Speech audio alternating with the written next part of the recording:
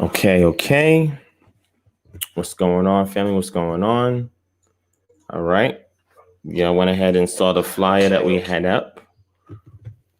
And that flyer is for the event that's going down later on this week. All right. Friday evening at 11 p.m. is going to be a round 2 discussion that has a debate format. Between me and So Real, we had our round 1 session last Friday, and we had a lot of people in the building. There was a lot of requests. The video was shared a lot of times. It was watched over again. There was a lot of emotional roller coaster feelings. You know what I'm saying? Some people were excited. Some people were frustrated. You know what I'm saying? Some people was like, well, Divine, why didn't you say this? Why didn't you say that? And you could have said more. And you should have cut them off. I'm like, yo, you got to play chess. I don't know how many of y'all in here box or have done martial arts before, but if you're going to engage an opponent, you never engage 100%, right? You allow the opponent to throw everything they have at you. You must see the strengths and weaknesses of your opponent. And sometimes in order to do that, you have to keep your mouth shut and give them enough rope to do the rest. So I seen what he was coming with. And, what the brother was coming with was, it wasn't something that I'm threatened by. Right. But I think he came on with a spirit of humility, and he wanted to have an open dialogue and discussion. And I want to salute the brother for being brave enough to come on the channel and doing that, and for staying on his square. You know what I'm saying? Despite the disagreements we had. And so I know a lot of people ask for it to be timed, for it to be structured. So it will be timed and it will be structured, and there is a format. All right. So what I'm going to do for y'all, I'm going to go ahead and show y'all that. So just give me a moment.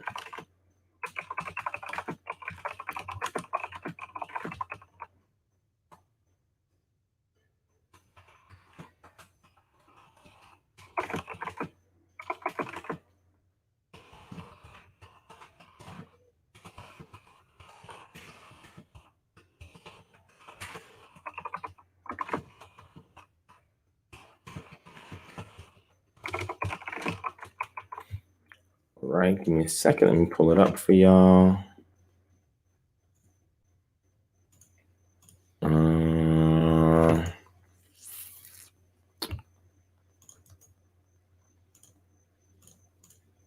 right.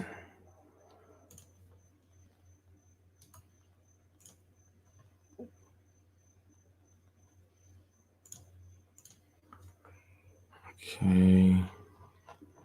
Yeah, I'm trying to find it. I'm gonna grab it because I had sent it as well. Here it is. Let me copy it, and I'm gonna show you on the screen. Give me 1 second. There it is. So I know a lot of people, since I started advertising, it was asking me, what is the subject matter?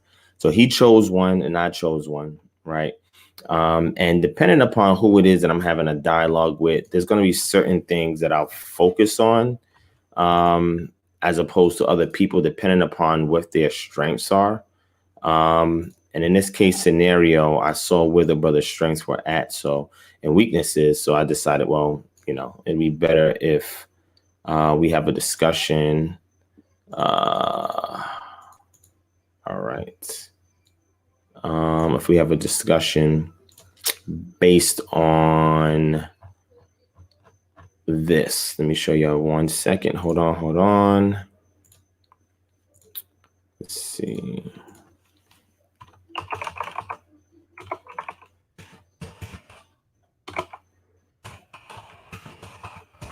It's crazy because he was telling people that he had won, and we wasn't even debating. Like, we were just having a dialogue discussion. Like, I wasn't in turned up mode. Y'all know when I'm in turned up mode. I wasn't in turned up mode. I was just talking. You know what I'm saying? We're just building. You feel what I'm saying? So it was really odd that he was telling people that he won when it wasn't even a debate. You know what I'm saying? I was just like, what? You feel me? But let me go ahead and show y'all this real quick. Hold on. Let me show you on my screen. All right. So if you see me tonight, talking a little slower than usual, seem a little out of it. I have a headache, so I'm not feeling too well. Not 100%. I'm not sick, but I'm just not 100%. So y'all just bear with me. I still wanted to go live tonight and chat with y'all. So I probably won't get too amped up tonight.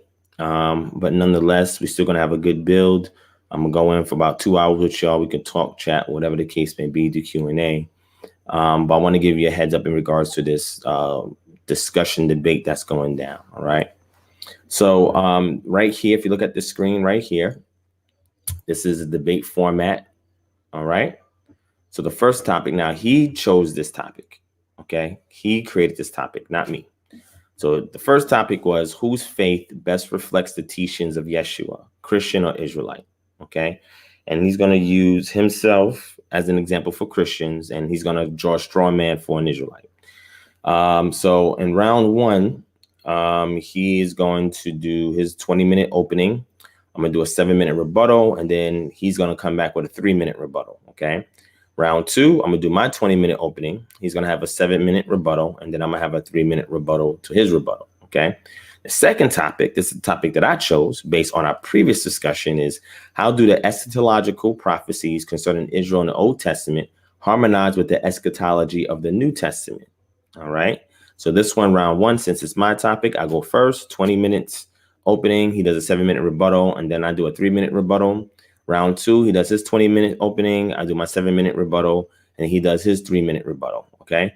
And after that, we're going to have a 20-minute crossfire where it's going to be open. We'll be talking and engaging in real time. And then after that, he's going to do a 5-minute closing. Since he had the first topic, he's the guest. And then I do my 5-minute closing. And after that, we're going to open up for 30+ minutes of Q&A and open panel discussion. Okay. Now, there's some other Christian apologists that I've spoken to that have shown interest. So they may show up on the panel. All right. Because last time I felt like it was just all of us, all Israelites. And I want this one to be a little bit more evenly balanced. So I want to be able to bring on some of his associates in that realm of Christian apologetics and so forth, and allow them an opportunity to help Matt out. Okay. So he don't feel like he's being jumped or beaten up, anything like that. I do commend him for sitting in there, when we was going in, I do commend him for doing that.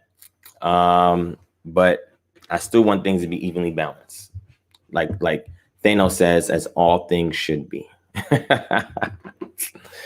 Oh man. Okay, so that's the format. All right. Y'all let me know what you think about that. That way we'll have an even amount of time to actually talk and respond to each other. And then the 20 minutes engaging back and forth. And then after that, we do our closings and I open it up to you guys. All right. So I want to say shalom to Reckless Animosity in the building. Adora, Yah, Shalom, Yaakov Ben Yasharala, James Clark, what's going on? Kane Israel, my sister Tahira, beloved in the building. Peace, peace. My brother Sean McGee, Shalom, Shalom, what's going on? Deanne Denaj, Shauna Dolfer, Adanya Haor, Deonta Bryant, my brother Get Wise in the building. What's going on? House of Yekezekel, Malik Shalom, Katriel Ben Israel, Jay Sokor Cage, Jeremy Harris, Free Brew, Anava. What's going on, man? Thank you for joining me, man. After hours on Wednesday going into Thursday. Okay. I'm gonna try not to be here too long because I know some of y'all do have to go to work in the morning. There are some of y'all who are fortunate enough to be on the West Coast and have Pacific Standard Time. So you guys are 3 hours behind. So it's an advantage to y'all. Right now, it should be 9 o'clock, 9:30. Those of us on the Eastern Coast, it's 12:31. Before I start, I want to do a special prayer. Okay, special prayer. I want to give up and appeal to the Most High. Special prayer for those of us who are in Houston and those of us who are in Louisiana, Lake Charles, and other areas. There is a Category 4 hurricane that has gone through that way, and it's causing a lot of damage. And I know I was supposed to be in Houston. It's crazy because, Wow, it's crazy because I was supposed to be in Houston in the beginning of this month. And then I tentatively scheduled it for this weekend, which is crazy. Like a couple weeks ago, I was like, well, at the end of the month, I'll try to go to Houston, I'm saying, in the last weekend of August. I'm glad I didn't do that. I almost booked everything and I would have been in Houston, man. I would have been right in Houston, I'm saying, right downtown. You feel what I'm saying? So I thank the Most High for, dissuading me from doing that. Again, even if I was there, my main objective would have probably shifted from doing the chapter launch to relief and emergency aid and assistance. So I would just have to go get a bunch of brothers and sisters with me and say, look, let's go and help people who are in dire straits right now. So that's what you do when you're truly there to serve the community, man. Sometimes your agenda has to be flexible given the needs of the people in the community. You know what I'm saying? So we would have just done a relief effort going down there. We would have, either dispensed some funds to people who have been impacted, help people as far as like some people, they got sandbags and they put it up in front of their door to kind of protect their home. Some people were evacuating. So we would just be there hands-on, just helping the community, get prepped and prepared and, assist with the aftermath or whatever the case may be. That would have been what our agenda would have been. All right. Tracy says Hurricane Laura is up to category 5 now. Wow. That's crazy. I would have almost been there with y'all, man. So I want to pray for y'all who are in that situation, because this is very serious, man. And I want to make sure that y'all are okay. So if y'all want, you can pray with me. I'll go ahead and pray. All right. Dear Abba Yah, we come before your throne to say thank you for another day, life, health, and strength, Most High Yah. Thank you for allowing us to have the Ruach in our lungs, Most High Yah. Allow us to continue to live off every bread of the word that you've given us in your Lagos, Most High Yah, and your Devarim, your words, Most High Yah. They have given us life, Most High Yah. They have given us strength, Most High Yah, even in our times of need, Most High Yah. Most High Yah, I put up appeal before you, Yah. And the appeal, Yah, is that you have already meted out your judgments, your decisions for the earth, Most High Yah. Whether it be a natural disaster, an economic crash, a viral infection, Most High Yah, whatever it may be, Most High Yah. These are things that you are allowing according to your will, Most High Yah. And when we pray for this appeal, Most High Yah, we're praying that you will intercede and intervene for those of your children, Most High Yah, who are cleaving unto you, who have made you their patron deity, Most High Yah, that have given honor, glory, and praise unto you. And we're praying, Most High Yah, that you would spare their lives, Most High Yah, that you would minimize the damage coming to their homes, Most High Yah, so they may be a living testimony of how awesome that you are. We love you, we thank you, we honor you, praise you, Most High Yah, and we will have no fear for whatever comes our way, Most High Yah, because you will be our rock and our salvation. You will be our protector, Most High Yah.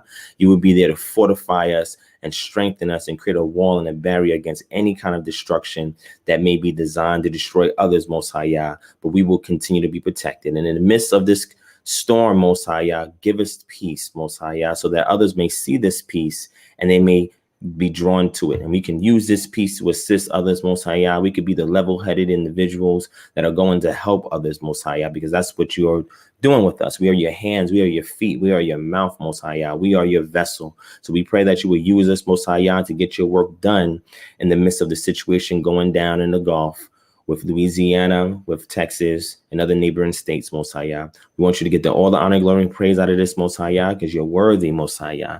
And we know, Most High Yah, that we have sinned. So we pray that you forgive our trespasses and our transgressions, Most High Yah, and that of our forefathers and our parents and anybody connected to us, Most High Yah. Because, Yah, if the camp is defiled, Most High Yah, then you bring judgment upon it. So we pray that you would stay that judgment and you would forgive their sins, Most High Yah, even in the midst of this storm, so we may perform your will to the betterment of our ability. We love you, thank you, we honor you, praise you, Most High Yah, Baruch Hashem, Yah, hallelujah.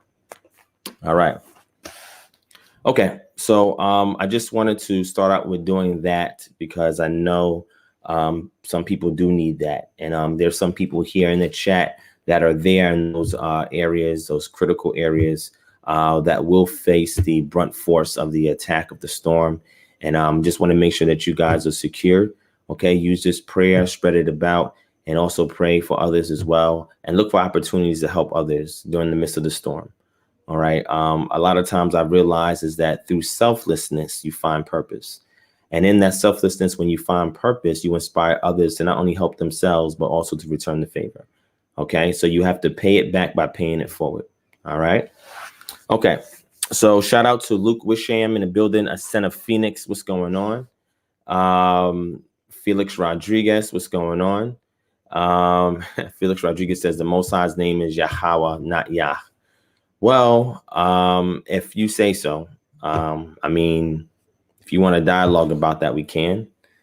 But you say that it's not. But if we go to Psalm 68:4, we see it's there. So what do you do with Psalm 68:4? And as I anticipated, Felix, you're bringing out the King James version of the book of Matthew. And then you say, and when thou prayest, thou shalt not be as the hypocrites are. You see this, family? You can't win for nothing, man. There's always going to be somebody that's going to troll. You know, I sat here and I prayed for those who need it. And then I'm getting reprimanded by Felix Rodriguez, who's giving me a King James version scripture saying you should not pray as the hypocrites pray. Well, you know, if you really unpack that and understand what the text is saying, the key word is don't pray like the hypocrites. The things that I pray for are the things that I'm asking enabling power to do. So it's not like I'm saying something and not doing it. That's what a hypocrite is. So they will go out and pray on the corners, but the things that they pray, there wasn't about that. It wasn't sincere. That is what makes you a hypocrite. That your lips praise him, but your heart is far from him. That is hypocritical. So the prayer that I gave, please show me the hypocrisy and what it is that I pray. I was not on a street corner doing this. I was in my home praying virtually for those who are tuning in. So I don't understand. Then you got the nerve to tell me the Most High's name is not Yah, but yet we find it in Psalm 68:4. What is it doing in there? Are you going to tell me that the scribes wrote that in? Are you going to say that? Like some corrupt scribes who were wicked and unrighteous, they wrote in the word Yah in Psalm 68:4? Let me know if that's the case. Okay, so I don't know what your grievance is. I don't know what brought you here to nitpick when there's a serious stake at hand. What are you doing for those who need relief out there in Louisiana and Texas, my brother? Are you out there, boots to the ground, helping those people out? Are you providing resources and finances to those individuals? Are you praying for them? What are you doing? What? So I'm gonna do you one better. Anybody that's out there that is suffering from anything that's going on in regards to the hurricane situation, if you need any assistance in any way we can help, please email us at kingdomharbinger@gmail.com and we will do our best to assist you. Okay. All right. I mean, I agree. Yeah, what's up? Our people ain't never satisfied and will always have something to say, even when you're doing the right thing. Then Felix is going to say, is Yah the full name?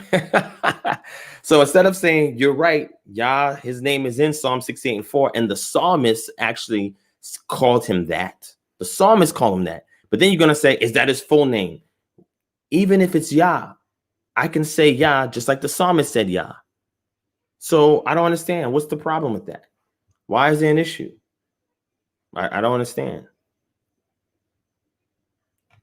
I don't understand what's going on. Shout out to Jay Humble in the building.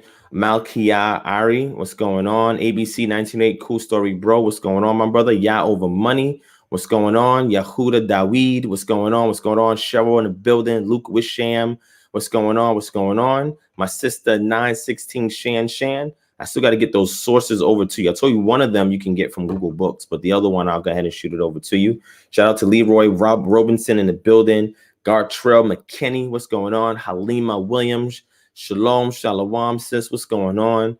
Let me see. Who else? Did I grab everybody? JD Israel, Shalom, Free Brew, Anava. I think I highlighted at you already. All right. He says, click on the Hebrew word shortened for Yahweh. I don't know what you're talking about right now, bro. What are you talking about? I don't understand what you're talking about. Is Yah sufficient? Yes or no? Did the psalmist error when he used the term Yah? Okay, let's get into it. Let me bring it up now, because then now this will be something to talk about, even though I didn't even want to talk about it. But why not? Let's bring it up.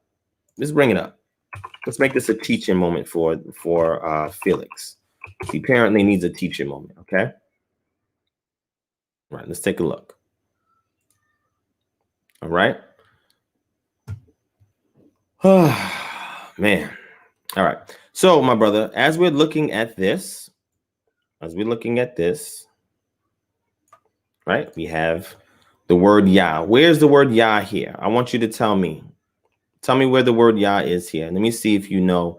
If you want me to bring up the Paleo Hebrew script as well, I'll be more than happy to do that. But I'm going to bring it up on the screen right now, and you tell me where Yah is.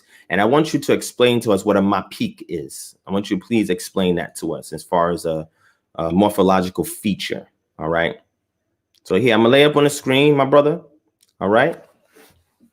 So, if you want to come on a panel, Felix, let me go and share it with you. Here we go. Let's go. Let's talk Hebrew. Okay. I'm with it. Here's the link right here. Nobody else click the link. I'm going to say it again. Nobody else click the link. Okay. This is just for the one brother, Felix. Okay. Felix Rodriguez. Okay. Felix Rodriguez. The link is here. Let's go over the Hebrew, please. Let's do it. Okay. There's a link right there. All right. So you let me know.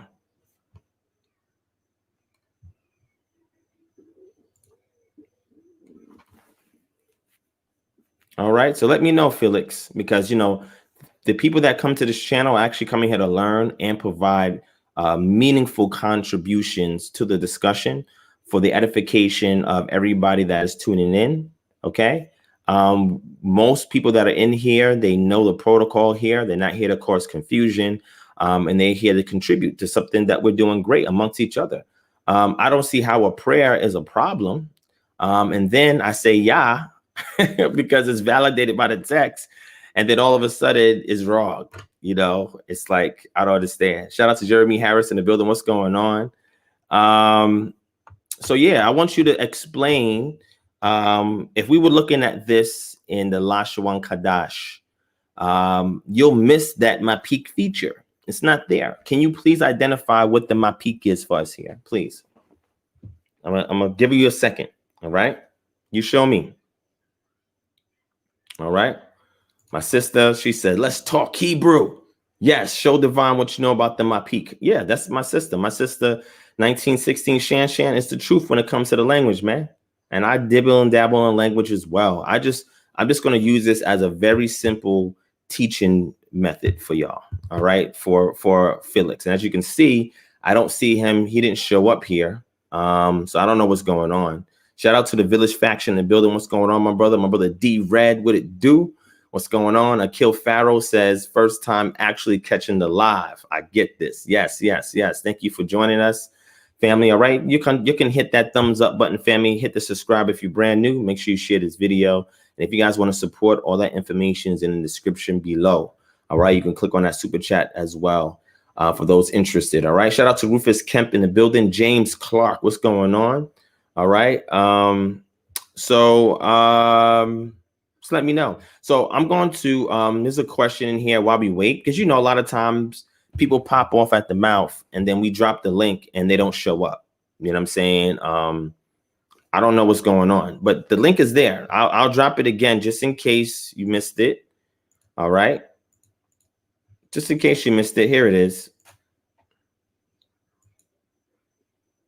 There's the link again. All right. Nobody else click the link. It is only for Felix Rodriguez.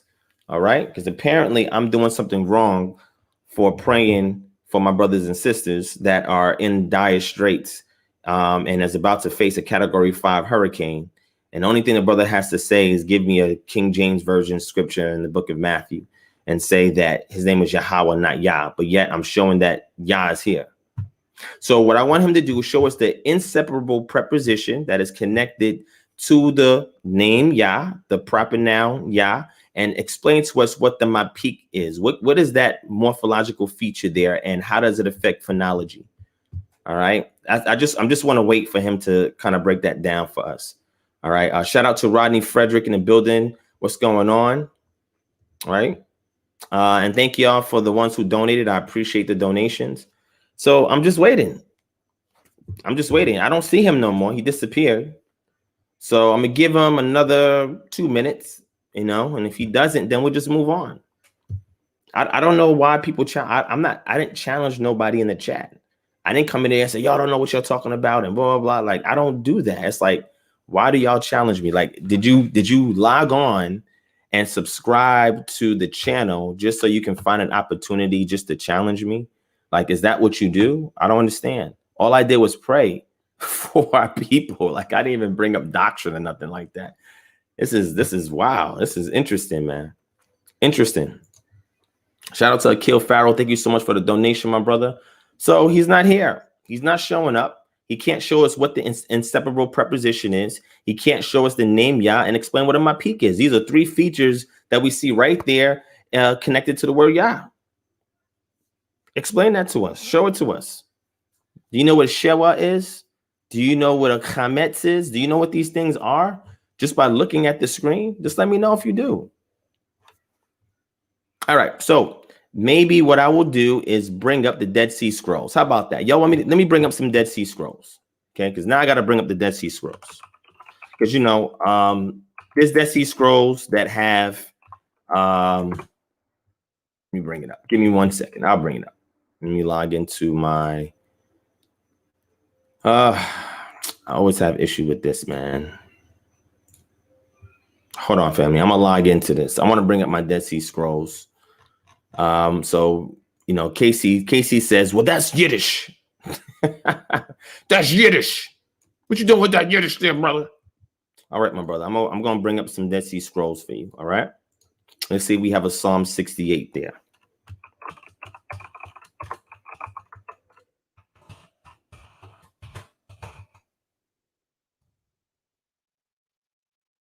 Okay.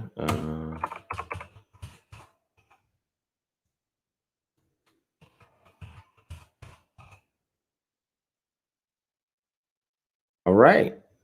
So let's go ahead and log in. Let me go to grab. Shout out to my brother Seth M in the building. Jay Humble, what's going on? Jay Humble, you know, I don't really ignore the trolls. You know why? Because, you know, a lot of times when you engage them, and I'm telling you from the truth, from my experience, there's people that's been trolling me. I've been going live since 2000, and well, I've been having these type of shows since 2017 for about almost 3 years and some change. I've been doing these live streams. Okay. And in those 3 years and some change, I've encountered tons of trolls, right?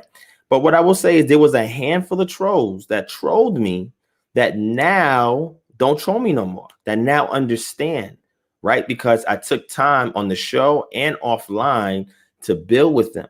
You know, I found out that a lot of times there's some kind of deeply rooted issues that they have, and it's reflected in their behavior, right? So I took some time to actually speak with them, show them some stuff, you know, allow them to teach me some stuff too, because trolls like to feel empowered. They have egos, you know what I'm saying? So sometimes I allow them the opportunity to teach me as well.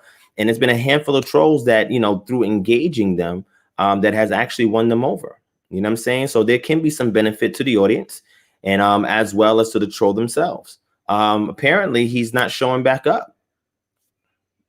I mean, did he not think that I knew anything about the language or the script? But wait, let me get the Dead Sea Scrolls. Let me go into my bag, man. See, this is another good thing about trolls. You know, they help you get into your bag. All right. So now I'm going to get into my bag. Right. All right. So let's go. Let me go ahead and find this real quick, man. I'll pull up on the screen. Okay. But I'm going to keep this here.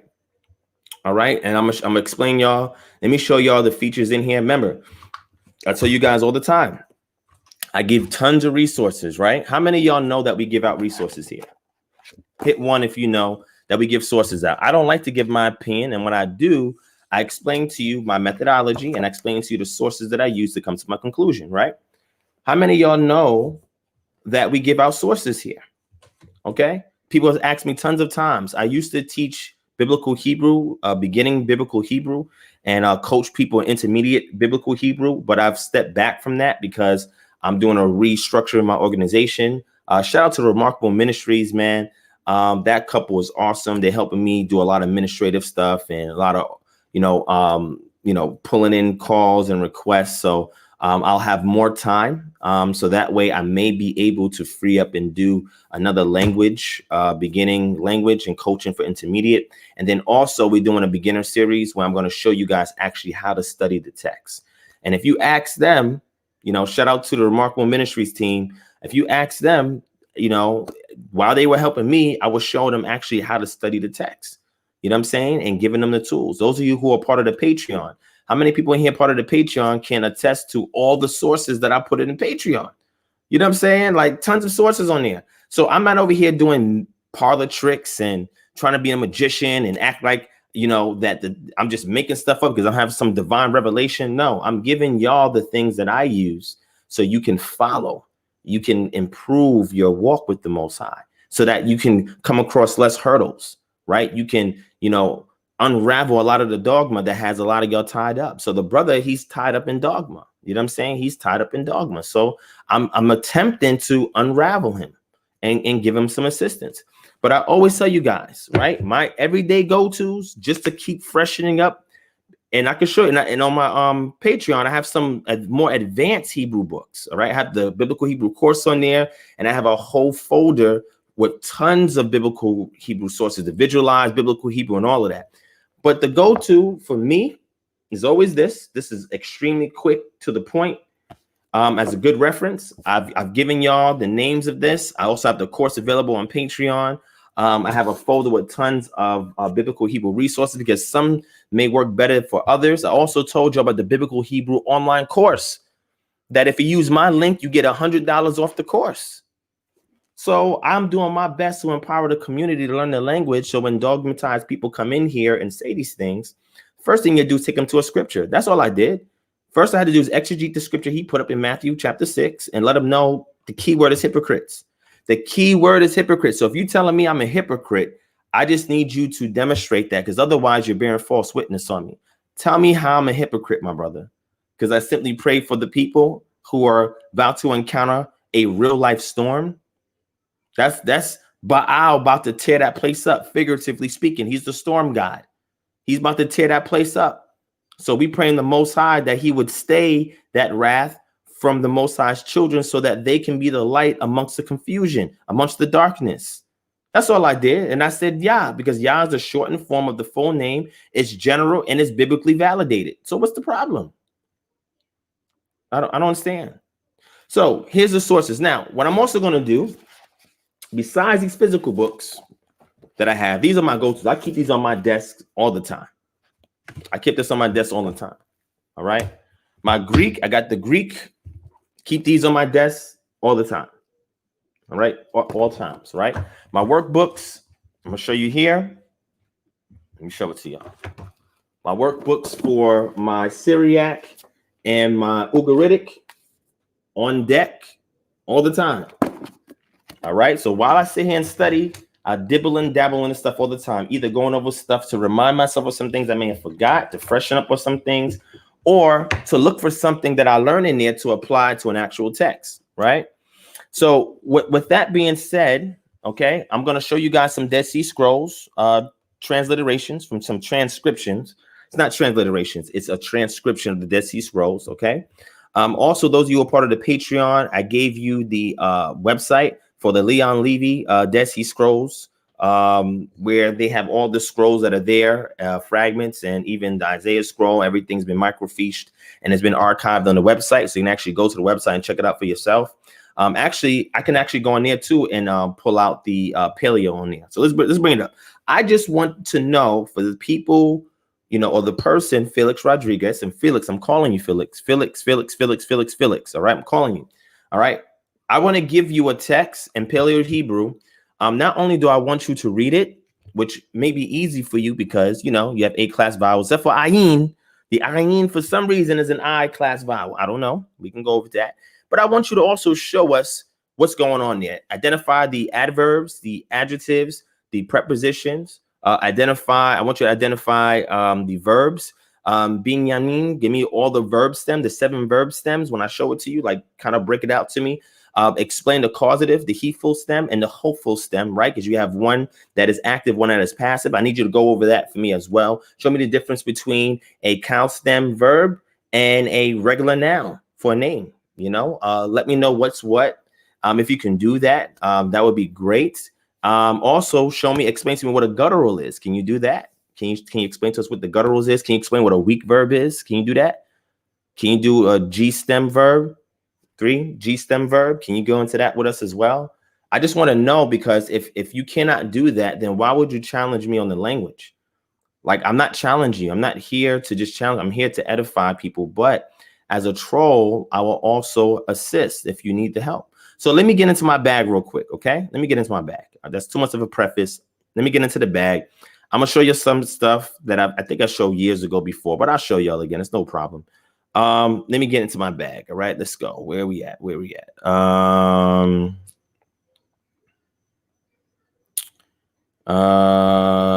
Wow, it's been a while since I've been in this bag. Oh man, gotta bring this bag out. All right, here we go. All right, so I'm about to show y'all these transcriptions of the Dead Sea Scrolls, and I'm gonna take you to the Leon Levy website as well. All right. All right, here we go. We bring up to the website, and then I'm gonna show you how to navigate the website as well. All right, this is a teaching moment. People say, "Oh, why are you entertained?" Because it's a teaching moment, right? They can be taught. You understand what I'm saying? They can be taught. I want the guy to show me what does semantic value mean? Like, what is the semantic value in a lexicon? Can you tell me what a semantic range is? What does the word semantic mean? People use that colloquially all the time. Don't even know what that means. It's applied to the realm of linguistics. Let me know. But let me show you some good books here. I'm going to show you some books, and then I'm going to the Dead Sea Scrolls, all right? Now, here's a good book for those who were interested in the language, all right? Let me go ahead and show y'all, because Felix is gone. I don't see him here. All right, Felix, I don't see you here, but that's okay. All right, here's another good book that I love, Biblical Hebrew Grammar Visualized. Okay, I have this in the bag on the Patreon. All right. I went over this book before. I shared it in here before. Let me see if I can zoom in a little bit more. So I don't think it matters for zooming because this is from, but anyway, it goes into things. Let me show you an example. Let's scroll down to something random. Let's go to a random page. All right, complex phrases in biblical Hebrew. Language allows, indeed relies upon abundant embedding, whereby higher constituents are contained in lower constituents. Consider phrase marker, which shows the syntactic structure of part of the direct object of the main clause in Deuteronomy 29:25. Reading diagonally down the left-hand edge of the phrase marker, we see that we are dealing with a noun phrase, a lower constituent, having divine semantics, a noun regarding to a deity. We also see that the first segment, Elohim, joins with the nominalized construction. Do you know what a nominal is? Can you define that for us? If I point to you to a verse, can you show me what the nominal is? Can you show me what the object is? Can you do that? Because you got the nominative, you have your causative, right? In the Greek, you got like the dative, and that's in regards to the moods and the verb stems, but in Hebrew, you don't have the dative in Hebrew. But if I was to say that, would you be able to correct me and say there's no dative clause in Hebrew? Would you be able to do that? I don't know. So here you have the word Elohim, Asher, the gods, which, lo, which, yada, they knew, yada, not they knew. Then you have them here, with your mem, your way, or your vav, your lo, your halach, he divided, your le, and your him, them, right? So it breaks it down to the deity right here, the application from the nominative, which is which is asher, which is that, or which, or whatever.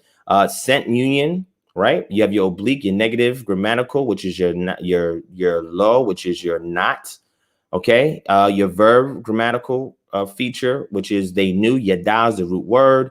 Your direct object grammatical right here, your mem, which is your mem, your way, your conjunction.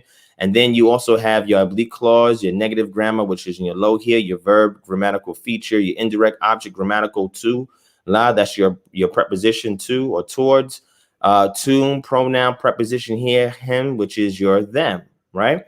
So this right here, it breaks it down. This is why I love this book for those who's into the language, because it breaks it down into smaller constituents, right? And it shows you the relationship between constituents. It deduces it to the lowest common denominator, and it gives you a visualization and reading the text, how to understand what's going on in complex phrases. This is just in chapter 6, okay?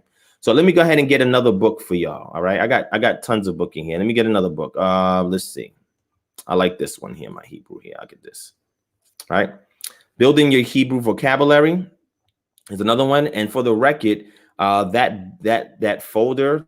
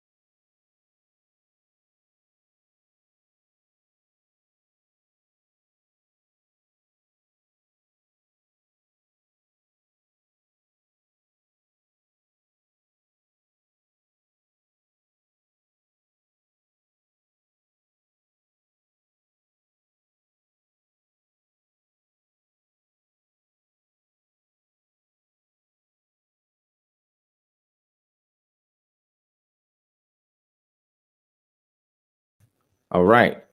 So I'm back. I apologize for that, family. The internet went down just conveniently. Oh, there we go. So the internet went down conveniently. So my home internet is down. However, I do have mobile hotspot. So try if you may, but you're not going to shut it down. All right. How about that? All right. So we're back. All right. We're back. So let me bring up some more of those resources. OK, for people who really care about learning the language and instead of critiquing others when they don't even know what they're talking about. All right. Here's another book right here.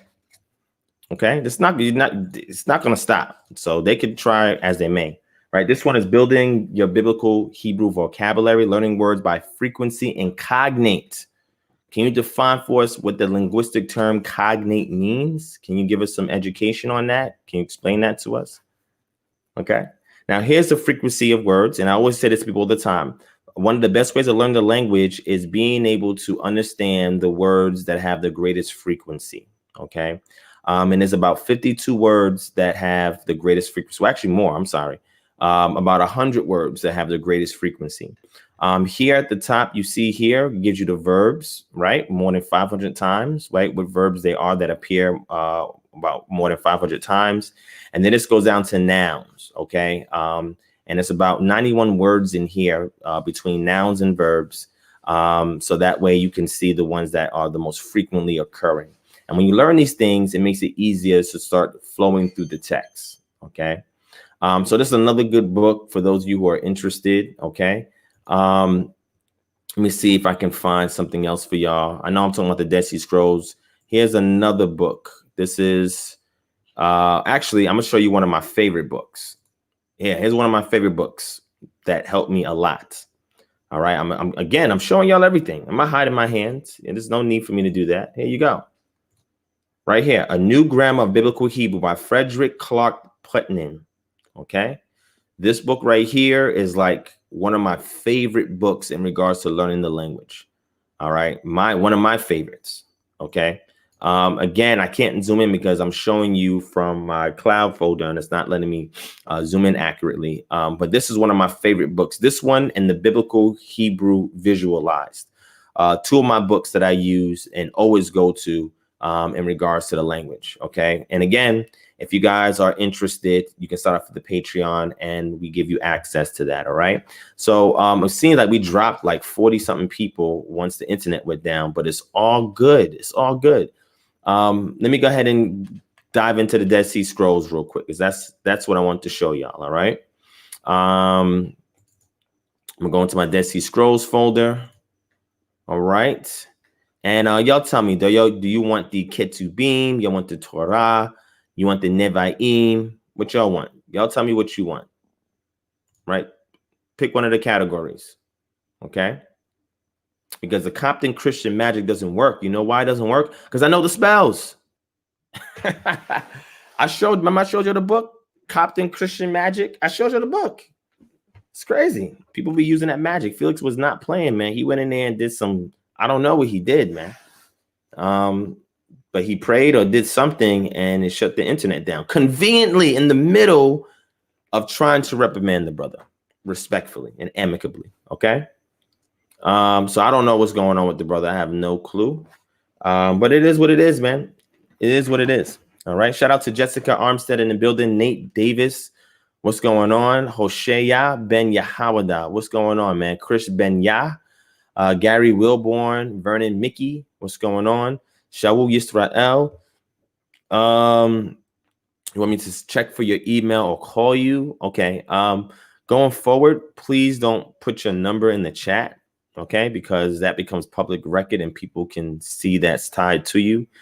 So please, going forward, nobody please put your number in the chat. Please don't do that. Okay. But my brother, if we can help you, we'll get to you. If not, then we will let you know if we can't help you at the moment. But we'll let you know what we can do for you if we can do something. Okay. All right. So Seth here says he got the Biblical Hebrew package, says arriving next week, etc. I'm gonna take care of that tab for my brother so that way he has it. All right. Shout out to Walter, author in the building. All right. So you're not telling me what you want to see. So you know what? I'm going to bring up Torah, right? Let's go to Torah. Okay. And let me pull out, I'll go to Shemot, and I want to get one of my Paleo Hebrew. Let me find one of my Paleo Hebrew. Okay. Here it is right here. My Paleo Hebrew Exodus. Okay. And this is 4Q22. All right. And again, I'm going to bring up the website as well so we can actually see it on the website. But let me show you the transcription of it. Okay. Here's the transcription. Well, you know what? Let me hide. There we go. I'm going to hide what book and chapter and verse. You can see the chapters, but so what I want is for the brother Felix. Okay, I want to go through this with him. I want him to read this in I think it's Lashwan Kodash. I just want him to read this for me and be able to parse it out. You know, show us the grammatical features, explain any morphological questions that we have for a particular word, explain the syntax, the relationship between words there to make a coherent sentence. You know, pull out the various verbs there, the nouns, the adverbs, the adjectives, right? And show us any nuances that we may not be able to pick up through a surface level reading. You know, if he can bring it up there, you know, let me know. Yes. So Ascent of Phoenix, you just asked me that, and I showed this on the screen, right? This is from Miles Van Pelt. This is excellent. This is like one of the beginner courses I took in learning the language before I started looking at more academic stuff. But yes, I showed this. I showed this book as well. This helps you with your vocabulary within the context, right? So it doesn't just give you the word. It gives you the word within a particular sentence, okay? And then you also want your reference sheet. And I use this to do diagnostics, especially diagnostics on verbs. Do diagnostics on verbs. It helps me a lot. You know what I'm saying? When I get into a pinch, I use that as a reference, go-to guide. All right. So I'm just waiting. So Felix is not there, right? Okay. So since Felix is not here, okay, I'm gonna hold off on this, and I'll save this. See, the thing is, right, I don't come on here and brag about how much I know about the language, right? That's not what I learned the language for. I learned the language because I want to bring out some things within the text that we may have overlooked, right? That will help us breathe more life into the text as we read it. I'm not here to say I know more than this person, I know more than that person, but if you challenge me, right, then I'm gonna bring this out. Then you'll get this side of me if you challenge me. Right. I just need to make sure that you understand the subject matter before you challenge me. It doesn't make any sense. I'm not bothering nobody. I just learn the language so that way I can help my community. And whatever tools that I use to learn the language, you guess what I do? I don't hold it to the chest. I give it out. I tell y'all what it is, what I use. You know what I'm saying? Like, I want everybody to get this right here. Look, everybody get this small book right here. Right. It's like $18. And when I talk through the Hebrew, use this to fact check me. Use this to fact check me. Anybody, it's $18. Anybody can grab it. Use this to fact check me, or use it to fact check anybody else trying to teach you the language.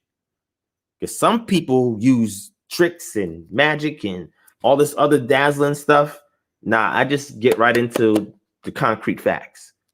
So I give tools to the community. Not only can they learn the language for themselves, but so that way they won't have no charlatan trying to deceive them when it comes to the language.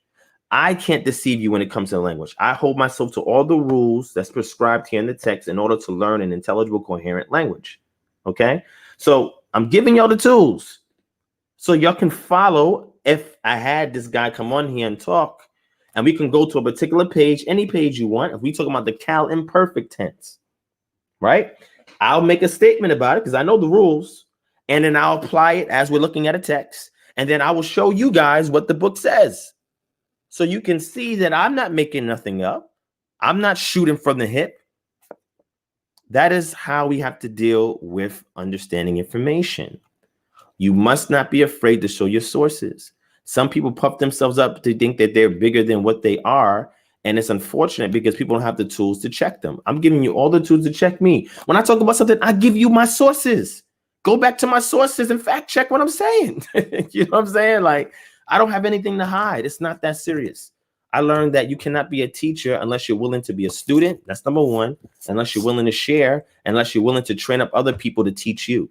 If you cannot be a teacher that teaches other people to be able to teach you, then you are not qualified to be a teacher. I'm going to say it again. If you as a teacher cannot teach other people to teach you, then you are not qualified as a teacher. This is why anybody who is a student of mine learns that I am also a student. I'm also learning as well, and that I teach them so they can teach me. That is how you teach. You don't teach to brag. You don't teach to say, I know more language than you, and I can do this, and I can do these tricks and so forth. No. Is this helping you in your walk? Is this helping you edify and empower other people? Is this helping you remove dogma so people have a clear path to the Most High? Like, you got to check yourself before you wreck yourself. Let me stop. You know what I'm saying? So I don't understand how people can be mad with my teaching, methodology when I provide you all the sources. All the sources. Tell me, you name me 10 teachers you know in this community that's doing that. That's showing you all the sources. Let me give you an example, okay? I had a discussion, y'all can see it on the channel, with Christians on a panel on Sister E's channel, when we're talking about the Sabbath, right? I was the only one to show sources. Nobody else showed any sources. I was the only one to bring up sources. They're over here talking about, yeah, we're going to talk about the Sabbath. And, on the Sabbath, the Pharisees thought they was doing everything. And then Jesus was talking against. I said, whoa, have you studied do you know what Midrash Halakha is? Do you understand that that's what's applied? Do you understand what legalism means? The excessive adherence to something. Excessive. Do you know the principle behind when you do a halakha, making the implicit explicit and apply it in regards to the immediate needs of the community at that time in that particular locale? See, if Christians are not studying this, I have to be very, leery on what their motive is. You understand? Like, you have to understand what these terms are. And they kept trying to go around what I'm saying and say, no, legalism is when you teach in the law. I'm like, that's not legalism. That's not legalism. It's nuts, man. So you know what I did? I gave a source. And I gave more than one source. I talked about the first century Jewish Christians, and I gave you an academic source on them. I gave sources. And then I said, look, go back and study the Talmud. You don't even know what the Mishnah is. Do you know what Mishnah is? The compendium of various rulings that have been compiled and preserved from the Pharisaic sect because they believed that they was about to be kicked out because of the Bar Kokhba revolt. And after that, it's like, they about to put us out. We got to go and codify this thing before they kick us out. And then after that happened, that community relocated to Babylon and flourished in Babylon. And then when Islam started to rise up, they shifted from Babylon over to Europe and other places as well. Look at the migrations of these people. After the Bar Kokhba revolt, the Jewish Roman War, or whatever they want to call it, everybody relocated to Tiberias. And then you start to get the development of your Tiberian vocalization in regards to the Hebrew. And then we can go on to the city of Tiberia and why it's important. Very important city. Holistic understanding. That's it. So I'm not a fan of anybody trying to pull some magic on me. Okay, I'm from New York, and being from New York, we peep game. All right, I know a hustle when I see one.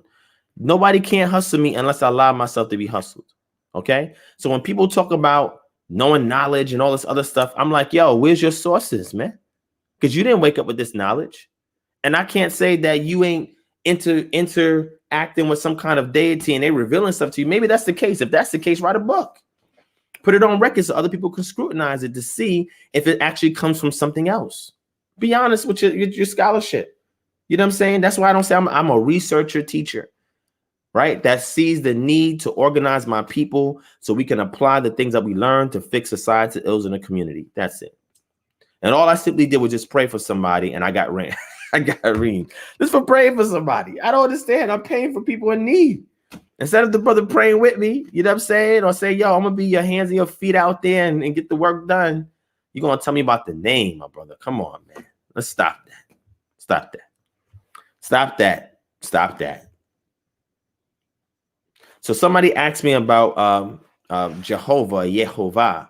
So pretty much what they did was they take the Tetragrammaton, which is a Yod Hey Vav Hey, and they applied the diacritic marks for Adonai onto there. And the purpose of that is so that the name, when it's pronounced, wouldn't be defiled by the heathen, quote unquote, or the goyim, right? So that's what they did. Took the diacritic marks and the vocalization for Adonai, and they applied it to Yehovah. The only difference is when they did that, you get Adonai, you get the I, instead of the I, you get the A from Yeshua, and that is your Yehovah, okay, from Adonai, applied onto the Yod Hey Vav Hey. All right, that's what that's for, okay. So shout out to the people still in here. Let's move on. All right, let's teach about something else. Let me go ahead and show you guys the Dead Sea Scrolls, right? Because I pulled up 4Q22. All right, let me show it on the screen. I'm gonna show you the website that we on. Again, all of this stuff is on the Patreon. Okay, Patreon has everything. I tell you guys, the Patreon is 24/7, 365 after party. All right, everything that we talk about, you guys can find it for the most part on the Patreon. All right, so if you support our Patreon, you can get access to this information. This right here is the deadseascrolls.org.il. This is the Leon Levy Dead Scrolls Digital Library. Okay. You can go into featured scrolls, explore the library. It's going to explore the library, okay? And we can look at the different caves, the Kuram, the Wadi Murabaat, the Nahal Hever, the Masada, the Wadi Daliye, cave of Abu Shinye, okay? Then you have your Hebrew, the text that's in Hebrew, 778, the ones in Aramaic, 219, the ones in Greek. Why is there Greek text there?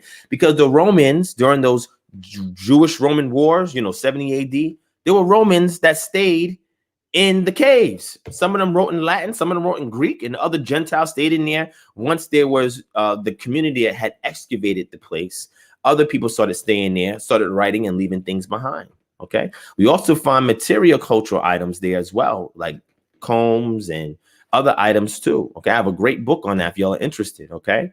We go into non-biblical compositions, unidentified text, biblical compositions, documents, Tefillim and mezuzot, okay? So it can also break it down for you for the type of Hebrew, like I can click Hebrew here, tell you the various periods as well. We want to deal with the Paleo Hebrew, so I'm gonna click on Paleo Hebrew, okay? We have the 4Q Deuteronomy. This is 4Q46. I touched on 4Q22. This is what the actual parchment looks like. Let me show it to you on the screen so you can see. All right, this is actually what it looks like, okay? So I'm gonna zoom into it so you can see. It'll clear up in a second. All right, there it is. As you can see, this is Yod Hey Vav Hey right here in the name. And you can start to mix some of it is faded. Some of it they use computers to actually reconstruct. Some of it is actually missing, right? Some sentences have words and letters missing. But as you look closer, you can start to make some of the things out that are here. So what I simply want to do for whoever the brothers are that have an issue with me and the language, I just want to show this to them and ask them, can they explain to me what's going on here? Can they actually reconstruct it? Because I actually went to out here in Atlanta, man, things like 5 years ago. It's been a while. They had a Dead Sea Scroll exhibit out here. And there were some curators that was going over how they reconstructed some of this. And I took some notes. And I actually have some material from that session as well that I did when they was out here. And they did that at a museum. I want to know, have any of these brothers ever been to any sessions where you've talking to curators who actually scholars in this field speak on this? Have y'all done that work? I actually have some pictures. I had to look for it. I had to have some pictures actually when I went there. I took some pictures of the actual scrolls that they showed us there. They had some actual scrolls there, and they had some that was duplicates or replicates as well. Have you done that work, to Felix? Is Felix still there? Felix, you there, Felix? Felix. No, Felix is not there. Ah, man, Felix. Where are you at, Felix? Okay, so let me get back to showing you here. What you see here is a transcription of that actual scroll that I showed you. Okay, this is a transcription of it. What you see in brackets are the things that have been reconstructed because it's missing. And what you see here, okay, right here, all right, was actually what has been reconstructed. Okay. And now I'm gonna show you something real fun. If we scroll down to the bottom of it, let me show y'all. They also do a comparison with, guess what? The Masoretic text. Look at this. And they show you all the highlighted differences in red. So Felix, let's go over this, okay? Can we go over this? Can we go over it in the Paleo Hebrew? Can you explain to me when we see different morphological differences? Can you explain to me what they are and how that may change a particular reading? Can you explain to me any variants you're able to detect from the Masoretic and the Paleo Hebrew? Can you do that, my brother? Just asking. That's all. I can do a little bit of it. You know what I'm saying? I'm not saying I'm an expert. I'm an intermediate enough. I can make my way through it. I can have a dialogue with people that know it. Are you there, Felix? Felix? Are you there, Felix? No? Okay. So I think Felix is gone. All right. So now that Felix is out of here, let's move on. Okay, let's move on. All right. All right. So let me see. So Chemo and Shan said that Joe went to the one in LA, University of South Carolina, California. I was about to say Carolina. University of South Carolina. Is that the one you went to? Sis said she went to that. So these are people, even people in the chat, like we boots to the ground looking at this information. So like if somebody is an armchair scholar, like you don't impress us. You know what I'm saying? Like all I did was pray. And you telling me that I can't even. Okay. All right. Let me show y'all. Let me explain the name Yah here, and then I'm gonna move on. Again, trolls present us a teaching opportunity. Okay, so trolls don't always serve a bad purpose, family. Okay, they don't always serve a bad purpose. All right. So here I'm gonna give them a little nugget, just a small nugget. Okay, a small nugget. Okay, that's the word be Yah. There. Okay. What you have here is your inseparable preposition bait. All right. We have a dagesh in the middle of the bait to give you the b sound, the b. You have your yod, your chametz, your yah, and then you have your hey with your dagesh in the middle, which is a mapik. Now, hey is also a guttural. Okay. So it's very strange to find a dagesh there, but when it's there, it becomes a mapik, especially here if it's a hey as a suffix or as a consonant at the end of a word.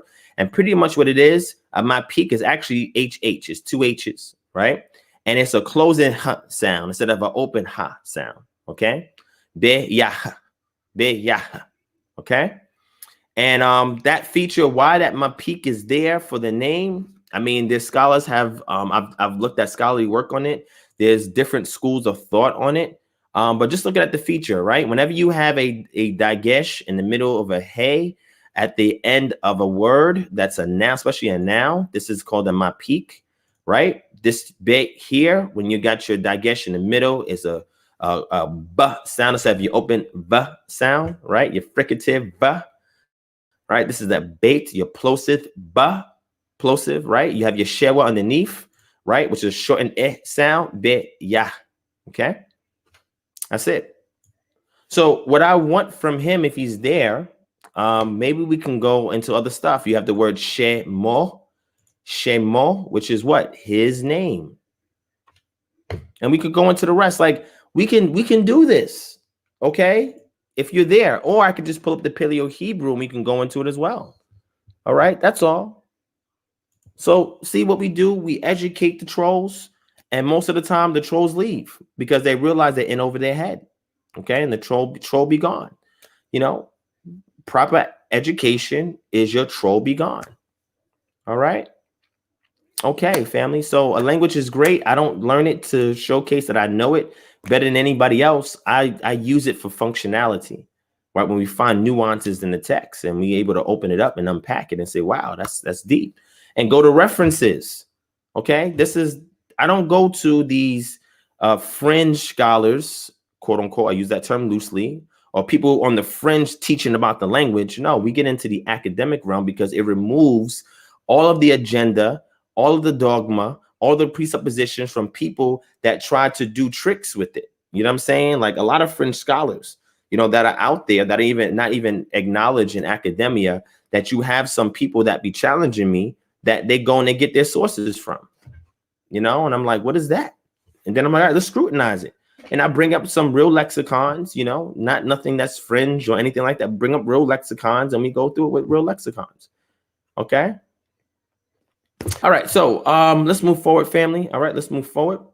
Let me find something else to show y'all. Oh, I was talking about the Sabbath. So when in regards to the Sabbath, I had brought up a lot of sources. I wanted to bring up a book that I had. Actually, I could show it to y'all. Let me show it to y'all. Let me give you another source. That's all we do, man. We source up here, man. That's all I'm saying. We just source up. Okay. Let me show you another book. All right. Let me show you another book. I think. Oh, I got to get my. Oh, let me get it.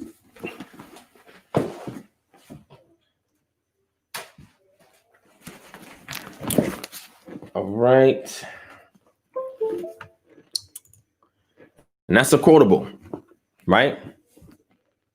Teachers who don't teach others how to teach them should not qualify as teachers. Right? Make sure y'all put that all over your social media as a quotable, right? You can take it. I don't care. All right.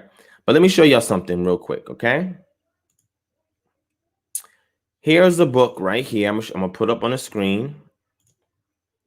Excellent book, by the way. Let me show y'all another source. Here it is. It's called Ancient Near Eastern Thought in the Old Testament, Introducing the Conceptual World of the Hebrew Bible by John H. Walton, right? And I want to show you something. Okay. This is going into the Sabbath, right? Now, let's read this. Let me zoom in real quick.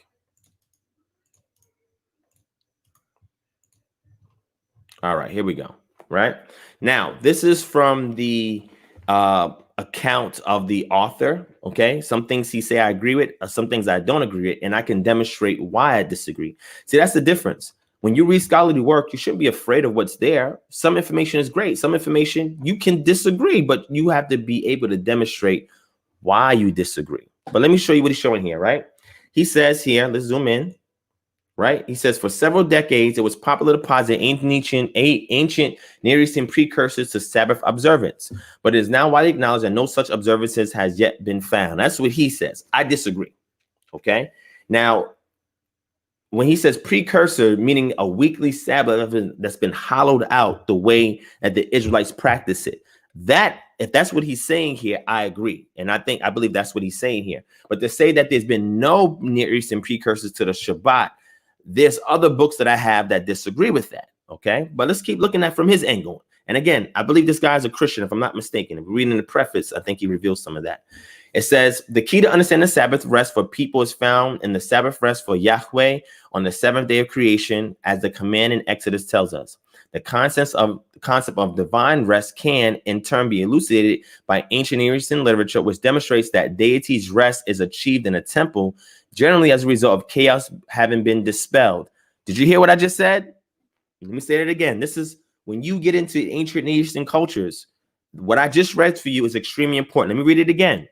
The concept of divine rest can, in turn, be elucidated by ancient Near Eastern literature, which demonstrates that deity's rest is achieved in a temple, generally as a result of chaos having been dispelled.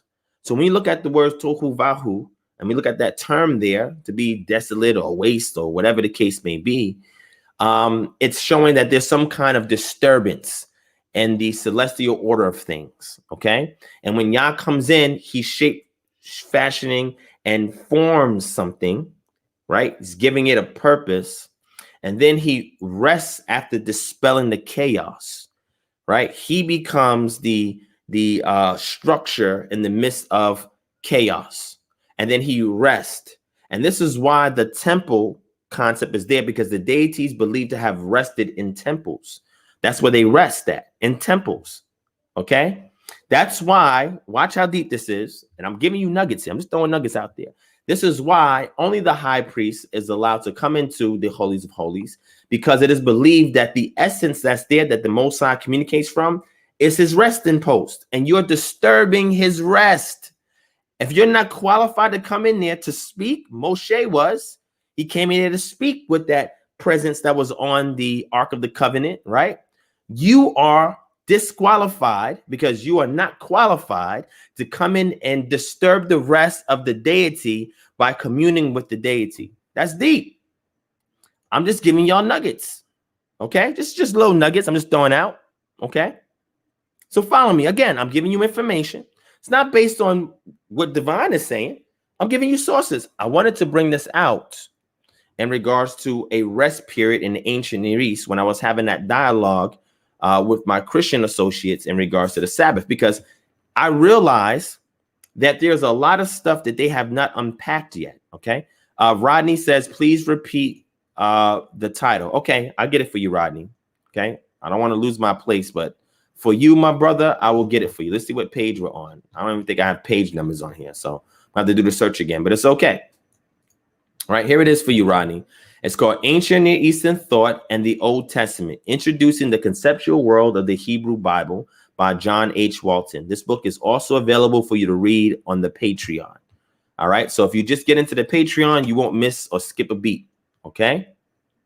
All right. So let me keep going.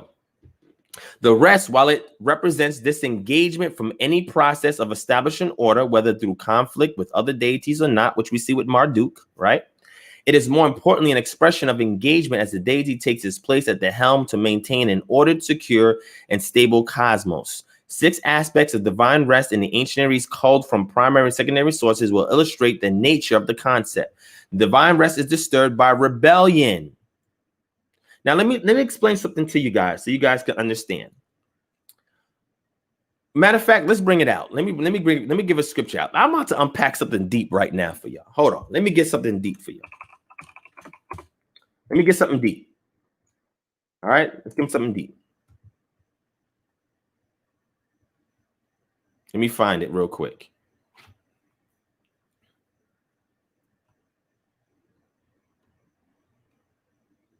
Let me find it. Hold on. Let me find it. Let me find it. Let me find it.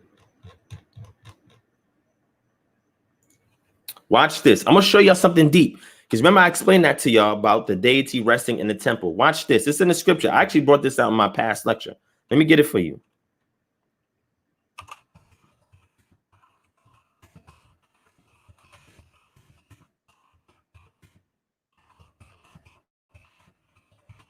Watch. Let me get it for you.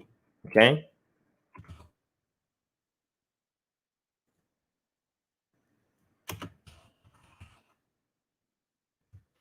Second Samuel chapter 7.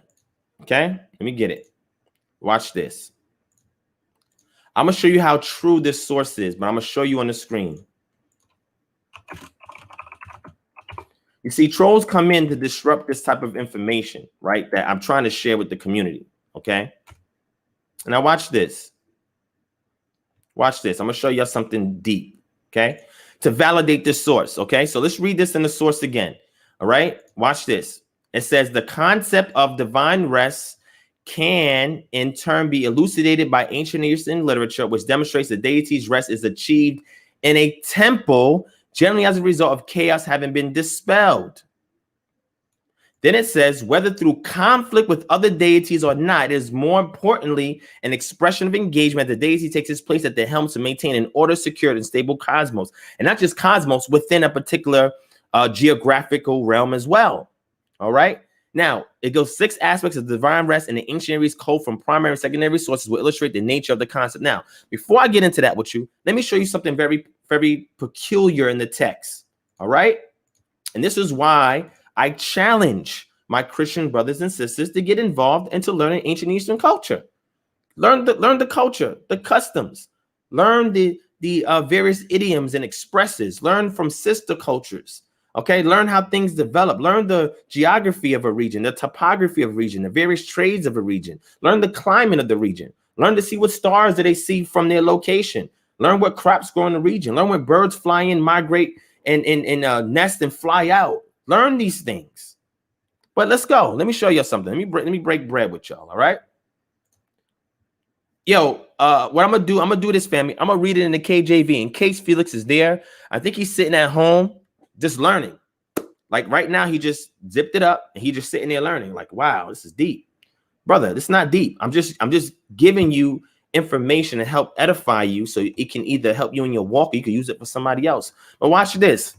2 Samuel chapter 7, verse 1. And it came to pass when the king sat in his house, and Yod-Heh-Wav-Heh had given him rest. Key word. Listen to this. Who gave him rest?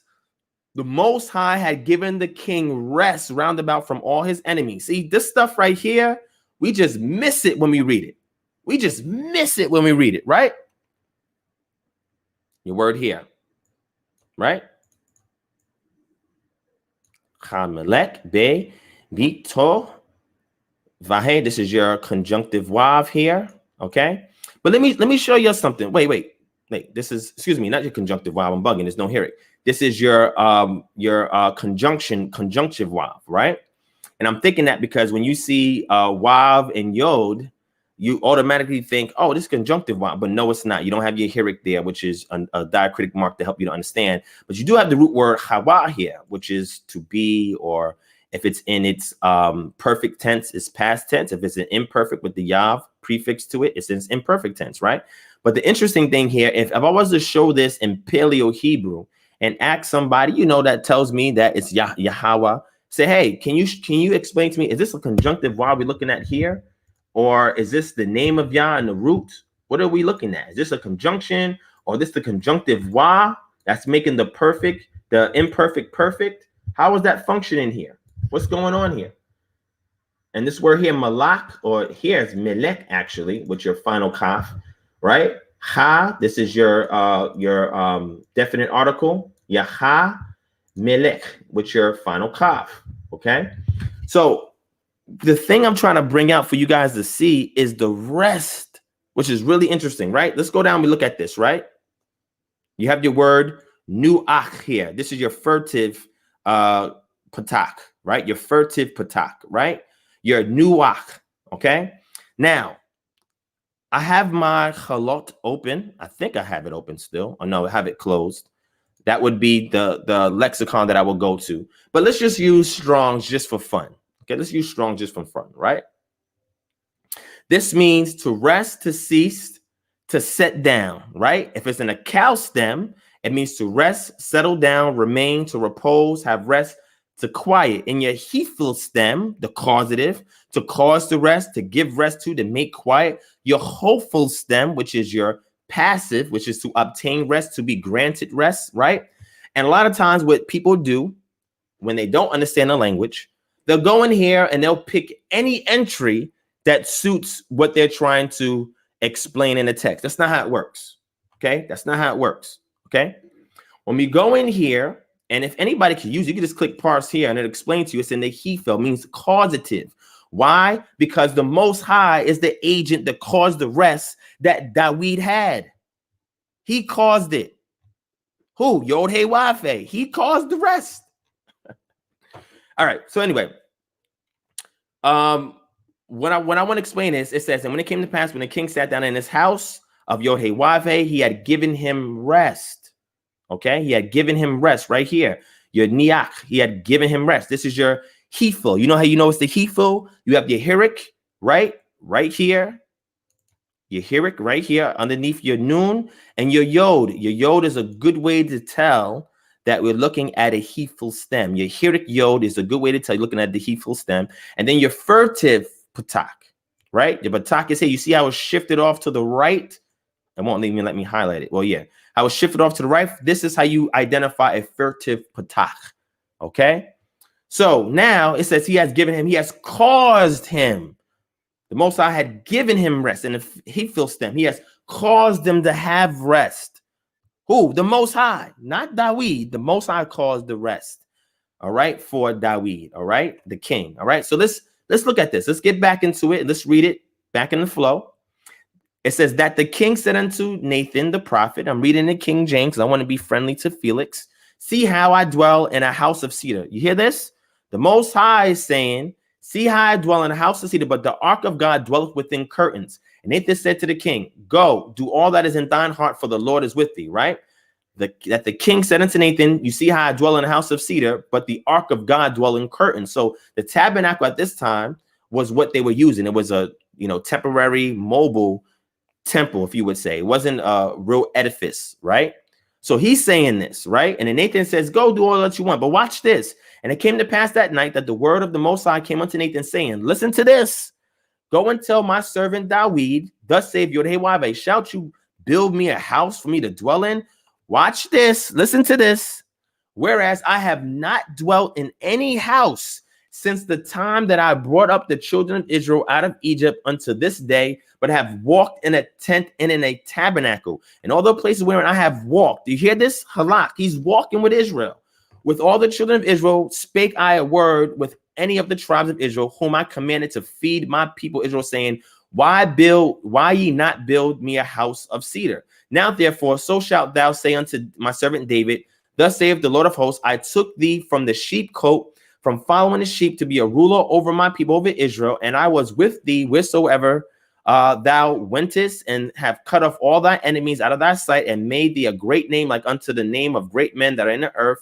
Moreover, I will appoint a place for my people Israel, and will plant them, that they may dwell in a place of their own, and move no more. Neither shall the children of wickedness afflict them any more before time. And I sense that the time that I commanded judges to be over my people of Israel, and have caused thee to rest from all thy enemies. And also Yod-Heh-Wav-Heh telleth thee that he will make thee a house, and the day shall be defiled that thou shalt sleep with thy fathers.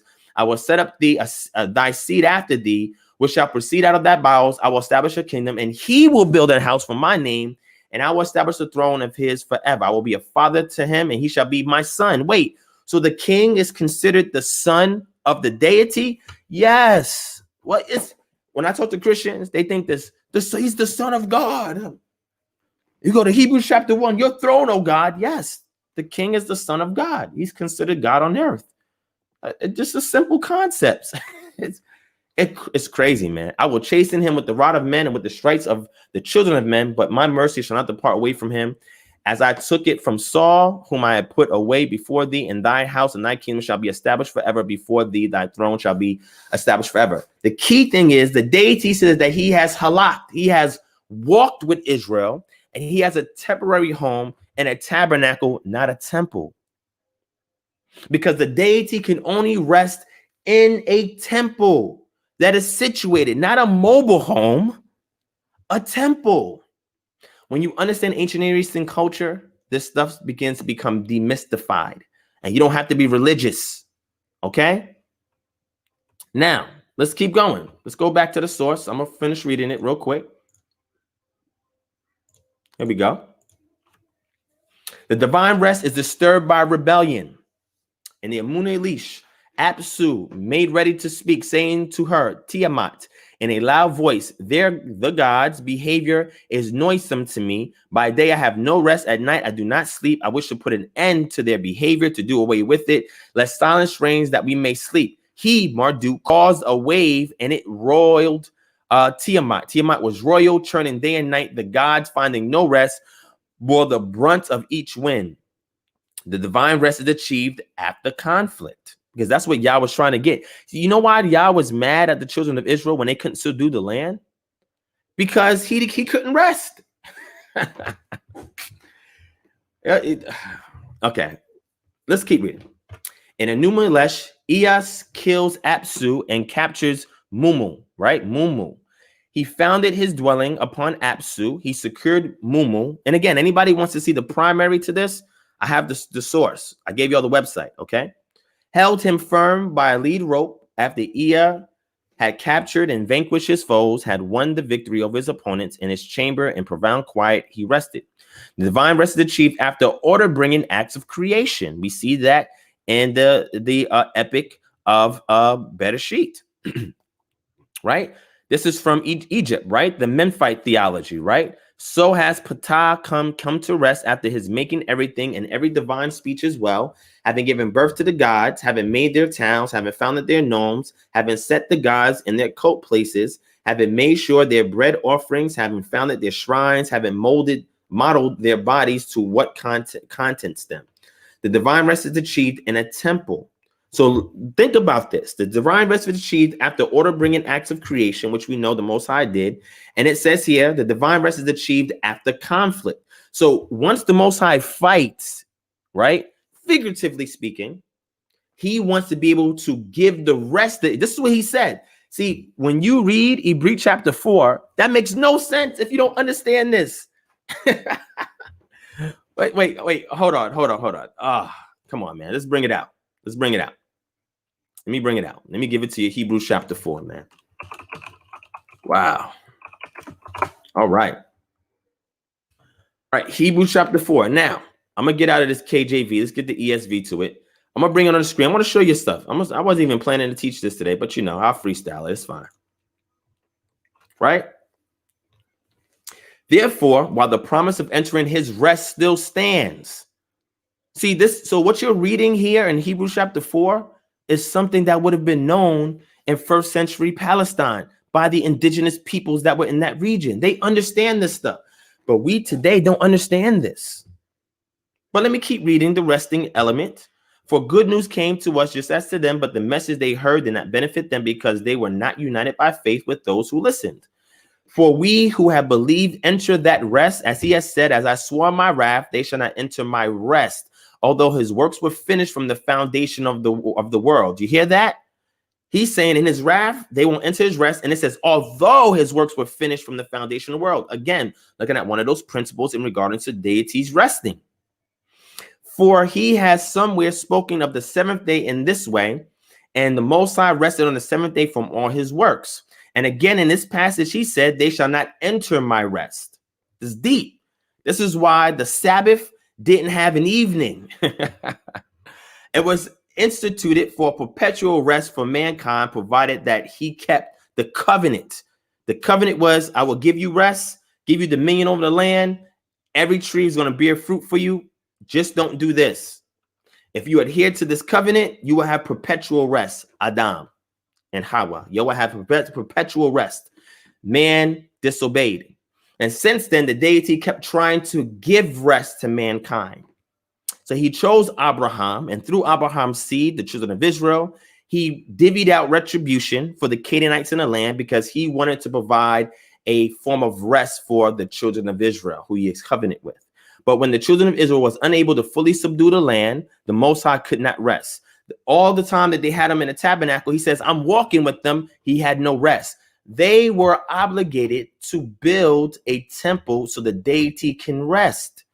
This stuff is not foreign to people reading the text during that time period, but to us, it's rest. I mean, it's a foreign because we don't study the actual culture that's birthing this. Since therefore remains for some to enter it, and those who formerly received the good news failed to enter because of disobedience. What? They did not receive the good news? So wait, part of the gospel is to rest.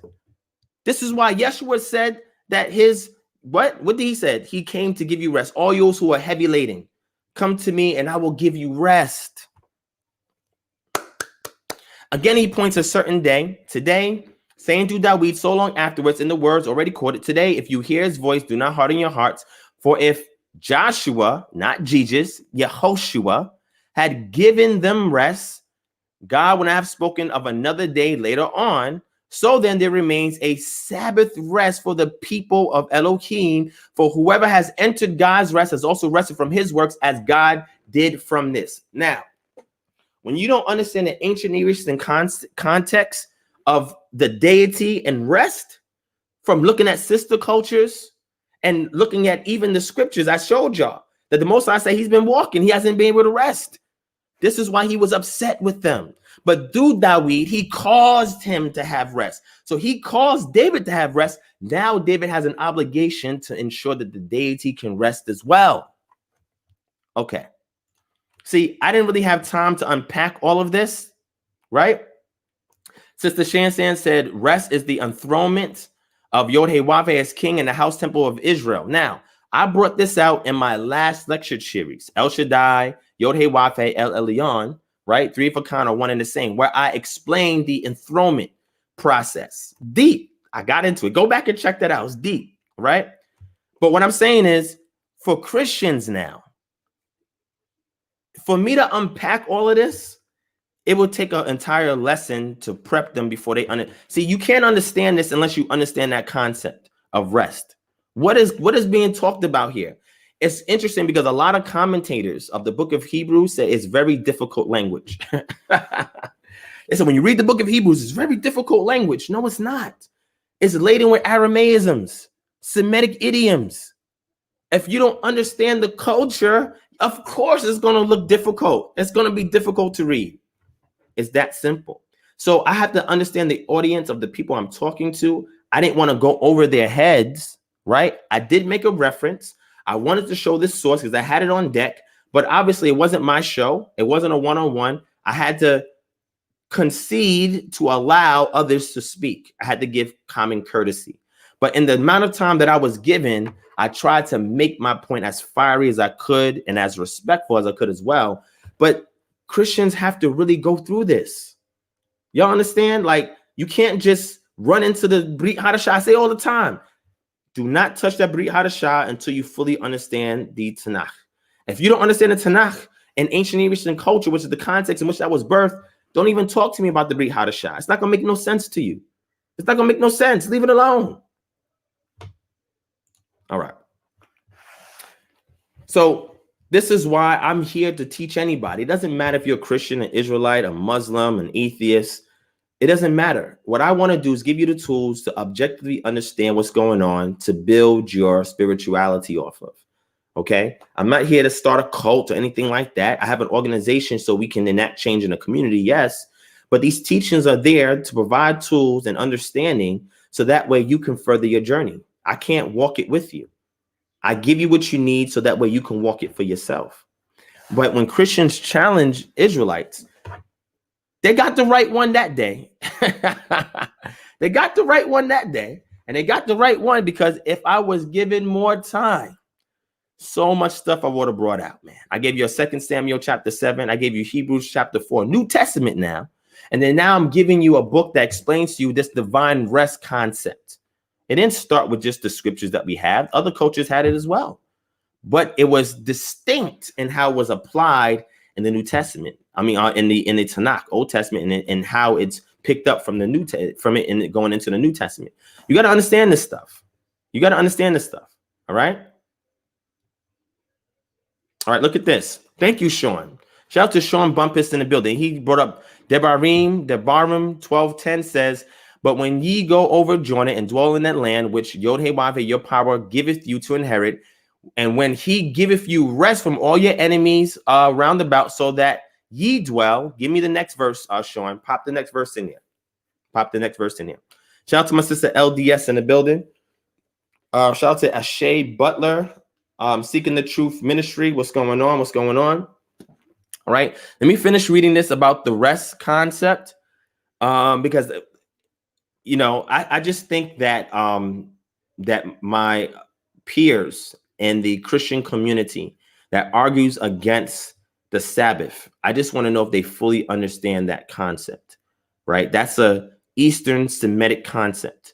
And if they don't understand that, then I don't even think that they should even talk in regards to that. Not saying they're not smart or intelligent. That's not what I'm saying. I'm just saying, if you have not unpacked this, it's a holistic thing. It's not just one component. Then you're really doing a disservice to actually exegeting the text. Let's keep reading. And again, I give you a reference. This is not me making this stuff. I'm not pulling this stuff out of thin air. Let's keep going. The divine rest is achieved after order bringing acts of creation. The divine rest is achieved in the temple. And the divine rest is characterized by ongoing control and stability. The Most High was, oh wait, I'm sorry. I'm not showing you the book. My bad. Let me bring up the book. And remember, sign up for the Patreon and you can get access to this. Okay. Look at this. Look at Sean bringing it out. Remember the word which Moses, the servant of Yod-Heh-Wav-Heh, commanded you, saying, Yod-Heh-Wav-Heh, Eloheh-Ka has given you rest and hath given you this land. Thank you, Sean. You see, I teach to inspire people to contribute to the ongoing dialogue.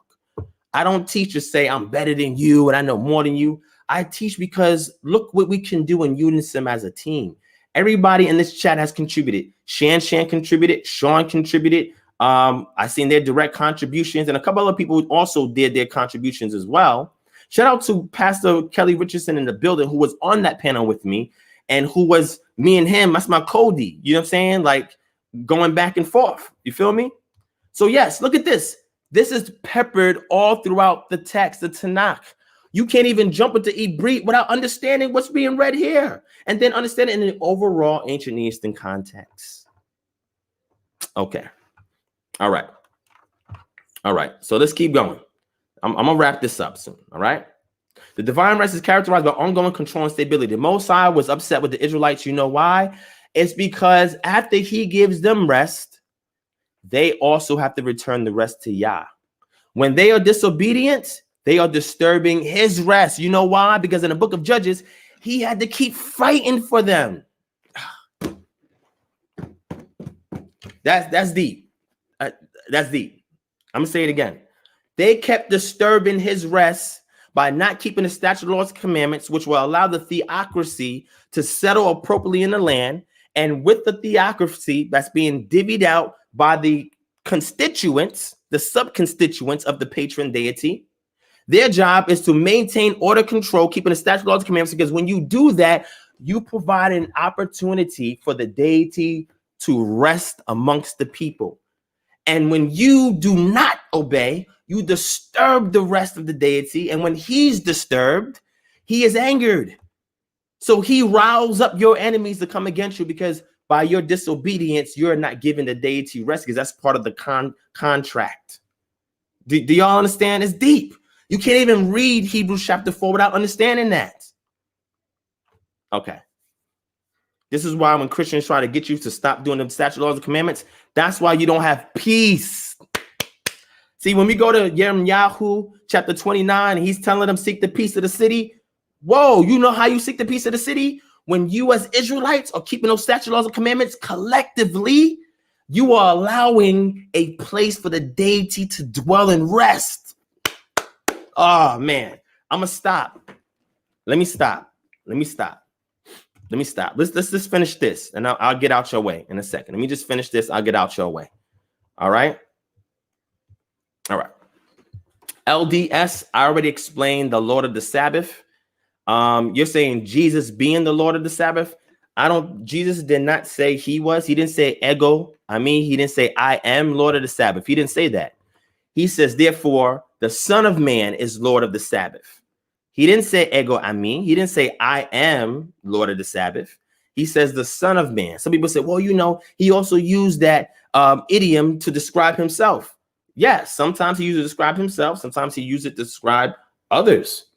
But in that sentence, if you understand the halakha, the midrash halakha behind the Sabbath from these Jewish sages, and also look into the Talmud, the reason why man is able to create these regulations for the Sabbath, because the Most High has given the Sabbath to man. Son of Man is let me show you this. Let me show you this. Let's go to Daniel. Let me pull up Daniel for you. Pull up Daniel.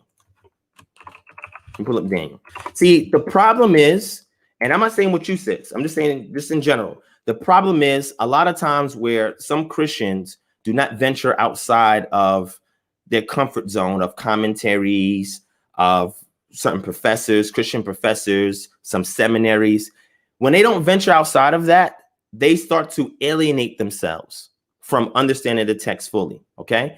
When you don't study Midrash Halakha or Midrash Agadah, and then see how those things are utilized in the Talmud, and the Talmud speaks about the Sabbath. I told you the tractate that deals with the Sabbath in the Talmud. I gave you the website, Sefaria.org. Go on there and check it out for yourselves. The reason why is because they believe that the Most High has given the Sabbath to man to have dominion over. So how you choose the rest, it was implicit. So they made that explicit. So watch this. Let me show you some language right here. And I'm going to show you why you have to double check translations. Okay. Let me show you something. All right. Let me show you something.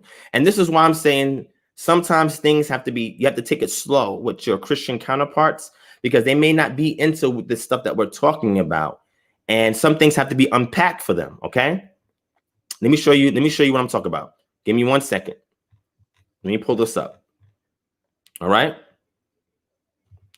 Here it is. I'm gonna pull it up in a KJV, and I'm gonna show you the issue with some translations. Okay. This is why learning the language is important. Okay, and in this case, we have our Aramaic. Okay, so let me show you something.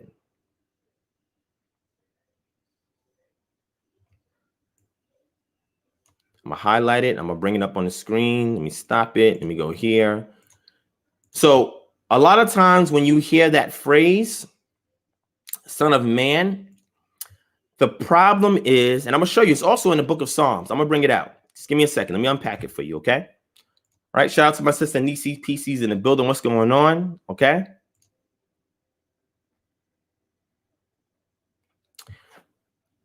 What do you see is the problem here? All right. I highlighted this right here. Kebar Enash. All right. Kebar Enash. So those of you who know the language, okay, you see here, you have your kaf prefix with the shewa. It's inseparable and it's connected to the word bar. And then you have enash. Kebar enash. What does that mean there? And why do we see a problem in the translation? What is the translational issue in the King James Version that does not line up with the Aramaic that we're looking at right now? It's an open book test. All right. This is why I said we have to be careful when we look at language. I'm going to show you something else. All right.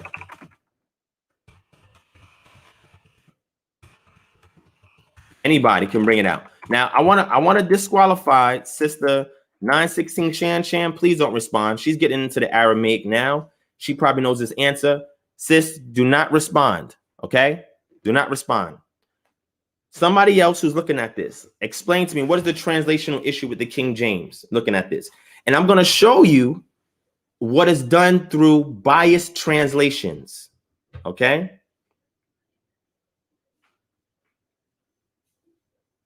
LD, you're correct. You're correct. Okay. I'm gonna look at this. So let me explain to y'all. Okay. Because I don't want to linger too long. Right here, your kaf prefix is like or as. Okay. Here, the word bar means son, right? Son of. Okay. Bar is son of. It's the construct form, right? Kebar, the son of Enash. Enash means man. This says like a son of man. Like a son of man. Because if it was the definite article, we would see something different here. We won't see no shewa here, or we could have had a hey, or we would have a patak here in the kaf. It's not there. This says like a son of man. But in the translation, it says like the son of man. That is incorrect. So what does that make you think? When you think about it, you're like, oh, that's Jesus. Jesus is the son of man. And that's the error that Christians make. Now, listen, you talking to somebody that's messianic now, so-called messianic. They call me messianic. I say, if you want to call me that, I subscribe to historical messianism. That's something totally different. But, however, this is a messianic saying this to you. Y'all messed this thing up. Y'all messed it up. So what this is saying here, like the son of man, let's go into what Yeshua says, okay? Let me bring it up for you.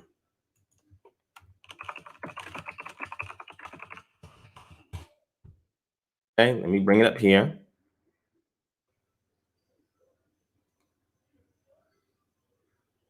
I'll get Mark. Let's do Mark. Okay. Let me pull up on my screen. Can y'all see? Oh no, y'all can't even see it. Hold on. Hold on.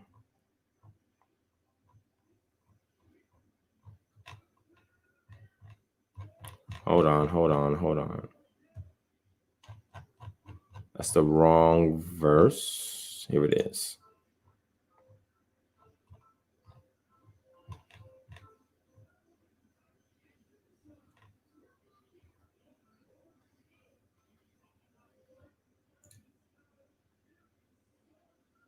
Let me bring it up here. All right. So let me stop this. Let's go back to this. Let's go here to, let's do Mark. Let's rock out with Mark. Mark chapter 2, verse 21 it says, well, actually above that, 2:27. And he said unto them, the Sabbath was made for man, not man for the Sabbath. Therefore, the Son of Man is Lord also over the Sabbath. So what is he saying here? Therefore, the Son of Man is Lord over the Sabbath. What some commentators have done is say, well, this is Jesus saying that he's talking about him, because they use this Trinity concept of God the Son being the one that was actually the Word of God that actually did the works and that actually rested. It wasn't really the Father, it was the Son that did it. And they tied in with Untitled Chapter 1 and try to say, well, being that says that the Word was made with the Word in the beginning was the Word was God, and the Word was with God. And they said, well, that word there was Jesus. And therefore, Jesus is referring to himself because he's the one that created the rest. And they go into all of that stuff. You slow them down for a second and say, okay, I hear you. The interesting thing is that we have here in the Greek, oh is there, which is the definite article that is there. And we have the word Son of Man. Now watch this. When he says the Sabbath was made for man and not man for the Sabbath, is he saying here that he created the Sabbath? Is that what he's saying here? That's not what he's saying here. When it says the Son of Man is Lord over the Sabbath, therefore the Son of Man is Lord over the Sabbath, he's saying very explicitly that because the Sabbath was made for man, he didn't say the Sabbath was made for him. He said Sabbath was made for man. Therefore, the Son of Man, whoever's the Son of Man, they are the Lord over the Sabbath because it was made for them. Therefore, they're the ones that can call the shots on how certain things are done on the Sabbath. This was the same general rule that was used by the Pharisaic sects in order to create the halakha around the Sabbath. The same concept. Remember, Yeshua is using the same language that they're using, talking the same thing that they're talking. If you are a westernized Euro-Gentile Christian, you're not going to understand this. And you're going to go back and after you see the Son of Man, because you see the definite article there, the Son of Man. So when I go back in Daniel 7, yeah, this is Jesus too. Let's add the definite article there, even though it's not there in the language. Let's add it there so we can start to get people to start to connect the things, and they're not even connected directly. It's not there for you to do that. You're mishandling the text. So the Son of Man, and whenever you see Son of Man, like you see that reference, that idiom Son of Man, it means one who is mortal. Now, Son of Man can also be given power, like we see in Daniel chapter 7. He's a mortal man. He's the son of a man. He's a mortal. It doesn't say the Son of God is Lord over the. It says the Son of Man. Why is he using the term Son of Man? Some Christians will say, well, the Son of Man represents his servitude characteristic. No, he's saying humans. The Son of Man, anybody that's the Son of Man is Lord over this. How can you tell me how to keep this Sabbath and what we should do when it was made for man and man is the Lord over the Sabbath? Man, singular, man is Lord over the Sabbath. They didn't have any authority to tell him nor the people, this is how you rest on the Sabbath. This is what you do on the Sabbath. He was undermining their authority because he was challenging their halakha. Okay. All right. So let's move forward. Okay. This is when you can remove the presuppositions and the dogmas of Christianity and actually learn the text. See, I want to give you another verse. Let me show you another verse. Let me show you this, right? Psalm 80 and verse 17. Again, remember, we're talking about the king. Yeshua upon his birth, they say he's the king of the Jews. The king. This is why he's called the Son of Man, the Son of God. I just showed you David and Solomon, they were called the Son of God. He says, the Most High says, I'm going to be a father to Solomon and he's going to be my son. You the Son of God. David was also the Son of God. Psalm 110. He was inducted in the sonship. Yeshua was also inducted in the sonship through his baptism. We see this. Okay. Psalm 80 and 17. Let me bring it out for you. Let me show you guys something. All right. There are things in this text that you got to take your time with. Okay. Let me unpack this for y'all real quick. This is heavy right here. Let me unpack it for y'all. All right. This is why I say you can't always assume what the Son of Man means. The Son of Man can mean a variety of different things. It can refer to a king. It can refer to a prophet. It can refer, because a prophet was also called Son of Man. Who was called that? Ezekiel was called the Son of Man. Yeshua was a prophet. Yeshua was also considered the king of the Jews. But then also the Son of Man can also refer to a mere mortal. that has been chosen for something important. Let's look at this, all right? Let me see if it's on my screen. It's not on my screen. Let me bring it up for you. Let me show you something. Let's go to the Psalms, Tehillim 80, verse 17. Watch this. But let your hand be on the man of your right hand, the son of man, whom you've made strong for yourself. What? Wait a second. The son of man?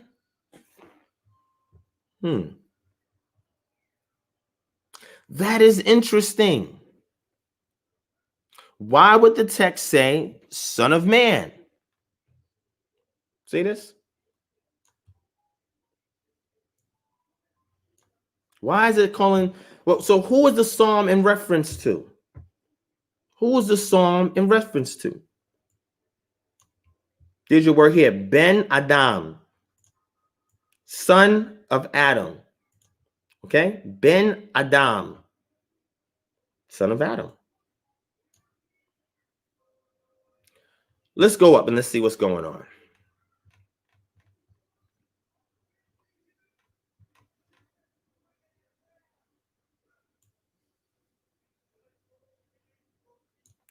Asaph is the author of this psalm.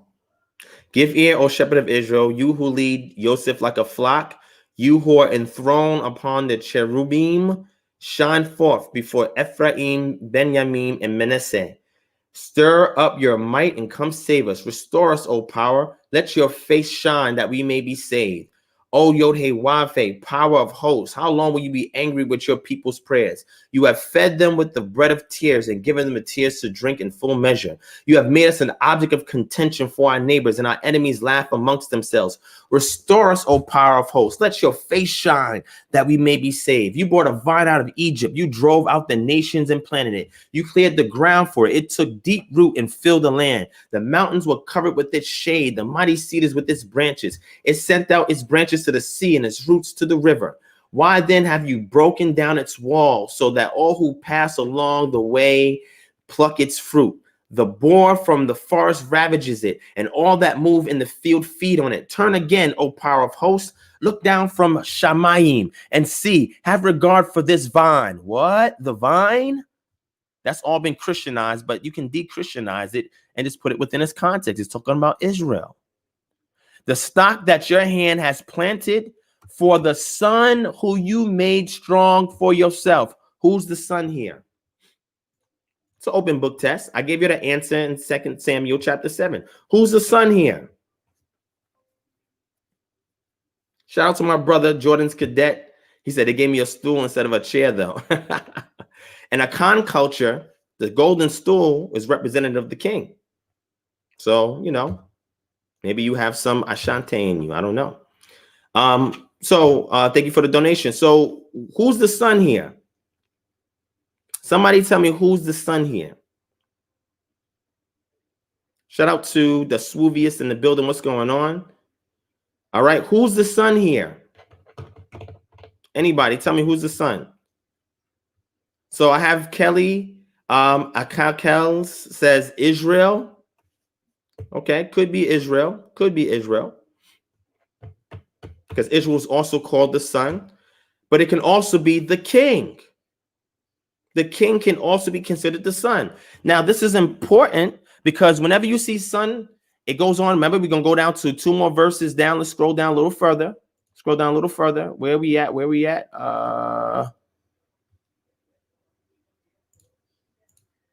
Hold on. I just lost where I'm at. Psalm. Where's my song? Oh, right here. Let me bring this back here. It's confusing the heck out of me. There we go.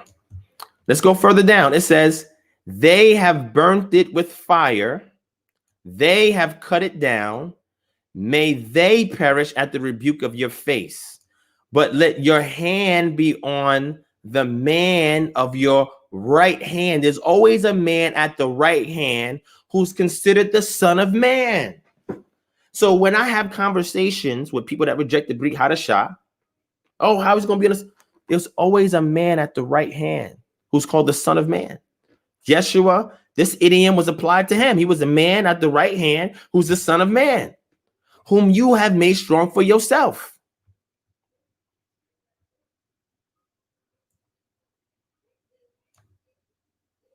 Okay. All right. Let's stop there. Let's finish reading this source, and I'm going to get out your way. It's over 2 hours, man. All right. I just want people to get rid of the dogma, man. You feel me? Like, just get rid of the dogma. You see this? Just get rid of the dogma, man. That's it. If y'all want to purchase the Death to Dogma shirts, email me at kingdomharbinger@gmail.com. Get your Death to Dogma t-shirt and wear it proud. We got various colors, various sizes, male and female genders in it, all right? We're trying to kill the dogma. And sometimes it takes time to get through dogma. So when we do the Death to Dogma series that will only premiere exclusively on the Patreon, we're going to go through a whole heap of Christian dogma that was established by the church. Because if you go look at the shirt that I have on me, before I show my screen, it defines what dogma is: a set of beliefs held by a group, church, or organization which others are expected to accept incontrovertibly. All right? Okay, so D, I'm going to end it early just because you said that. I'm going to finish reading this book and then I'm going to close out. All right? I know people probably still want me to keep going, but I'm going to go get some rest. I need to get some rest. All right? So let me bring this book up. All right? Let me show y'all. And I have tons of other books too that goes deep into the rest of the ancient Near East, man, like heavy. But you got to understand these, like he makes it very basic before you can go into things that are more deep. That's why I said, look into the Akitu festival of the Babylonians. That was a period of rest. That was a Sabbath to them. Okay. So it says here, the divine rest is characterized by ongoing control and stability rather than simply sleeping peacefully, which is another concept in the ancient Near East. Marduk's intentions in the Enuma Elish: a house I shall build, let it be the abode of my pleasure. Within it I shall establish its holy place. I shall anoint my holy chambers. I shall establish my kingship. Now, for those of you who remember my last lecture that I did, right? Not the one on male chauvinism, the one prior to that. El Shaddai, Yod-Heh-Wav-Heh, El Elyon, three of a kind of one and the same. I talked about or brought up the epic of Baal. And one of the beefs that the deities had with El was that no temple was built for Baal when he was enthroned. It's important anytime the deity is enthroned through the victory of the people that a temple is built so he can rest and he can dwell there. The enthronement process. Okay? But let me do this. All right? It says, I shall appoint my holy chambers. I shall establish my kingship. Marduk's 13th name in Enuma Elish indicates his control by his sustaining of rest. Okay? Tutu is he who effected their restoration. He shall purify their shrines that they may be at rest. He shall devise a spell that the gods may be calm. Should they rise in anger, they shall turn back. He shall be supreme in the assembly of the gods in gods his fathers. No God, no one among the gods shall make himself equal to him. So whenever the deity's rest is disturbed, it provides an opportunity for other deities to come in. Okay? As long as the deity is resting, other deities are not allowed to disturb that rest. Some of y'all get it. All right? Let's read here. N.E. Andreasen concludes, we can say then that the gods seek rest, and that their rest implies stability for world order. In order for the Most High to demonstrate that he is the power over the cosmos, over the universe, over Shemayim, over Ha'eretz, he has to be at rest. When the Israelites were disobedient, they disturbed his rest, therefore making a mockery of the King of the universe. When we disobey as his children, where his presence cannot dwell in our homes, at our jobs, at anywhere we step our foot, his presence should be with us. He should dwell safely in the vessels which we are. You know, when you see Shaul so talking about you are the vessels, the Most High, you are the temple. It was also believed that kings, that their body was the temple of the deity as well. When the Most High said, I'm going to make you a kingdom of priests, the priest was also considered that. Home Neter. If you go into the Medju Neter, That represents the priest. The priest was the body of the nectar of the deity. He was the vessel of the deity. When the Most High says, I'm going to make all of y'all priests. Shaul, being a Pharisee, understood this concept. So when dealing with the city of Corinth, where they had a temple where you had sacred prostitutes that was at this temple, right? Remember, you got to look at the visual imagery of what's going on there. And he's saying that y'all think that the deity just dwells within the temple. He says, yo, y'all missed it. Don't you know that your body is the temple of the Ruach, of the Spirit of the Most High? Paul is giving you a Semitic idiom.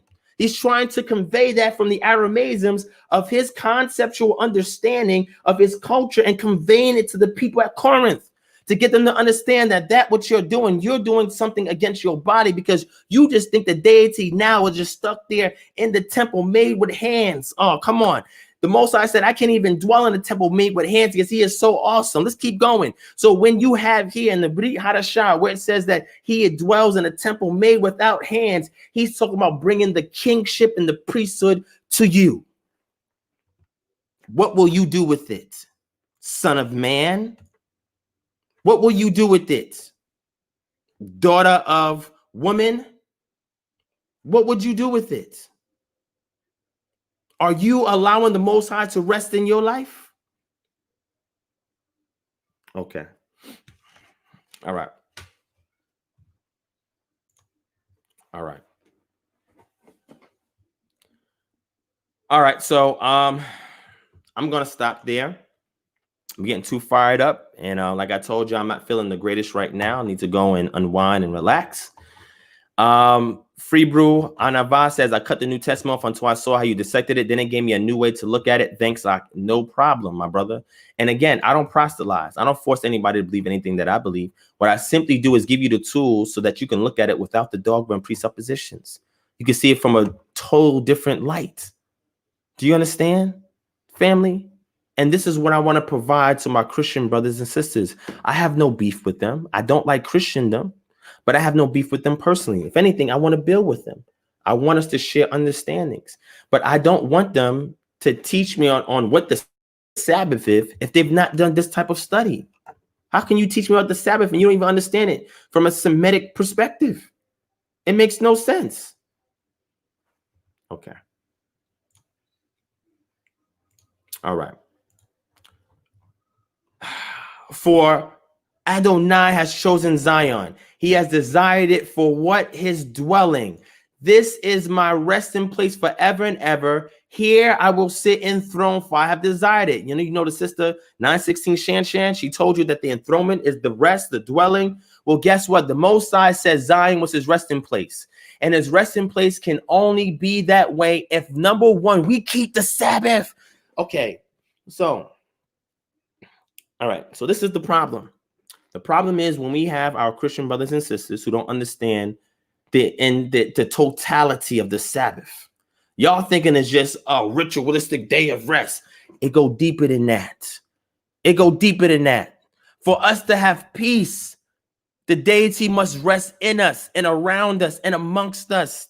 He cannot rest if we don't give him an environment that's conducive to his rest.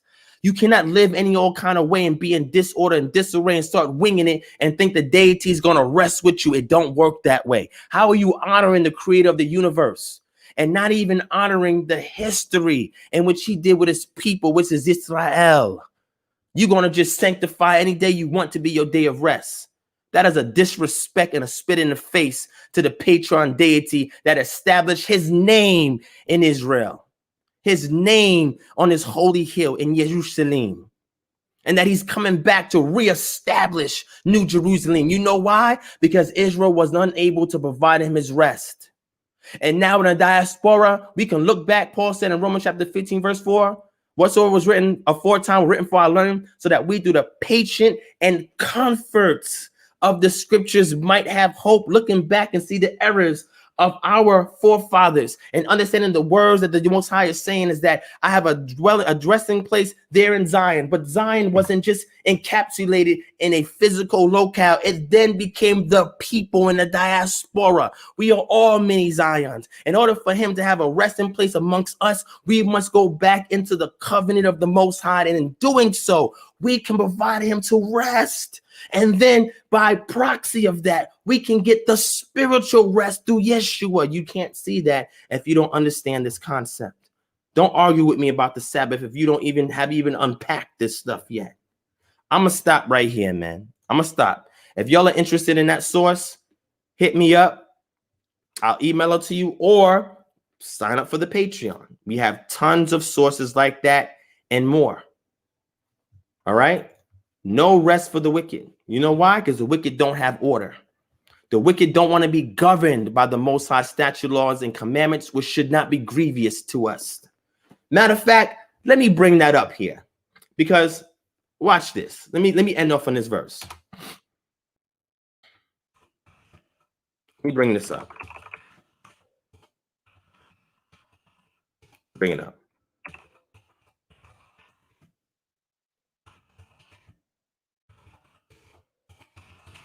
Let me find my source right here.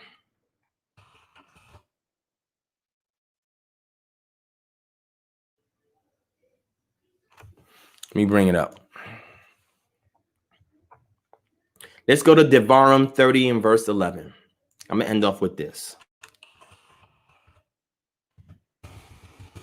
Wow, I just spelled Devarim in here. It's not going to find that. Let's end off with this, okay?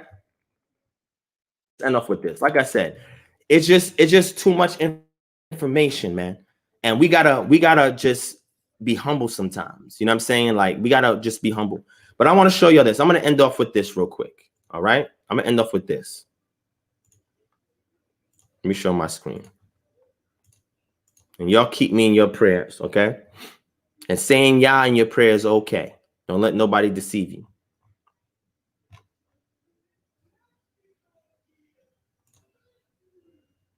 Watch this.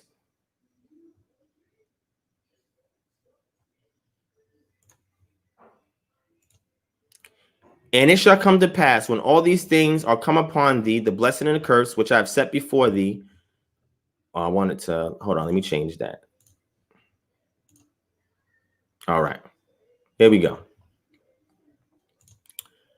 It says, watch this, pay attention.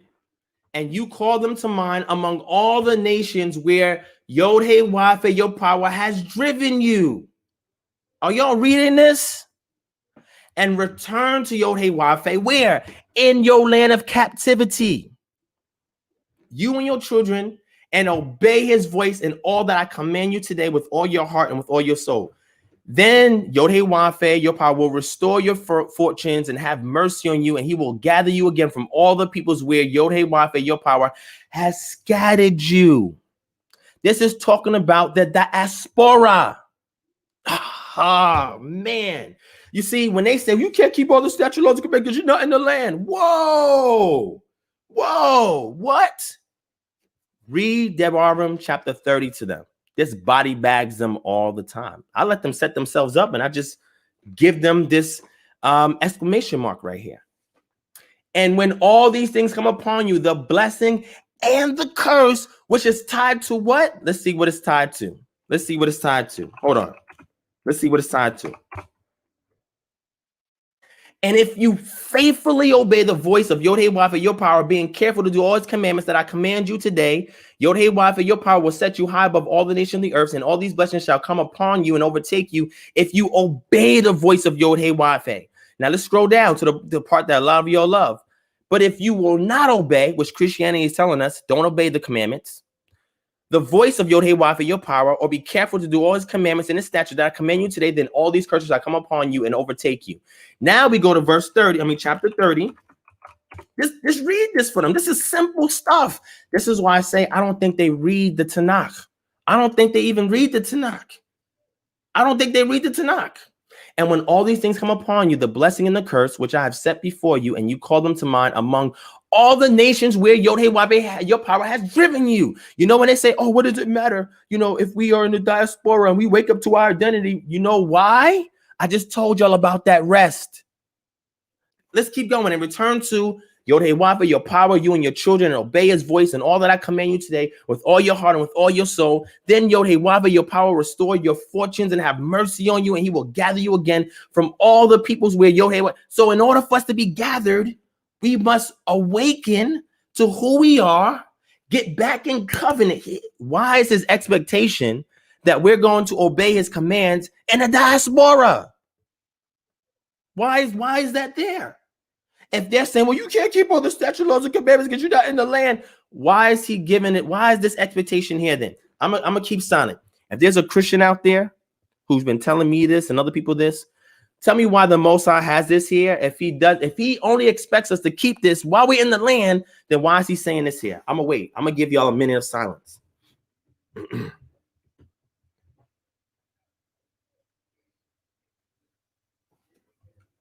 Sean is on it with the scripts, man. He's giving me a associate script to this. You see this? That's the first part. The repentance, supplication. The second part is keeping the commandments. I'll wait. Every time I drop this on him, it's a body bag. I'll wait. So then now, how do you harmonize this with Shaul? I bet most of y'all don't even know how to do that. Your Christians don't even know how to do that. Oh, but this is the shadow. Oh, yeah, well, Christ is spiritually reigning in the heavens, and he's going to gather his people, the church.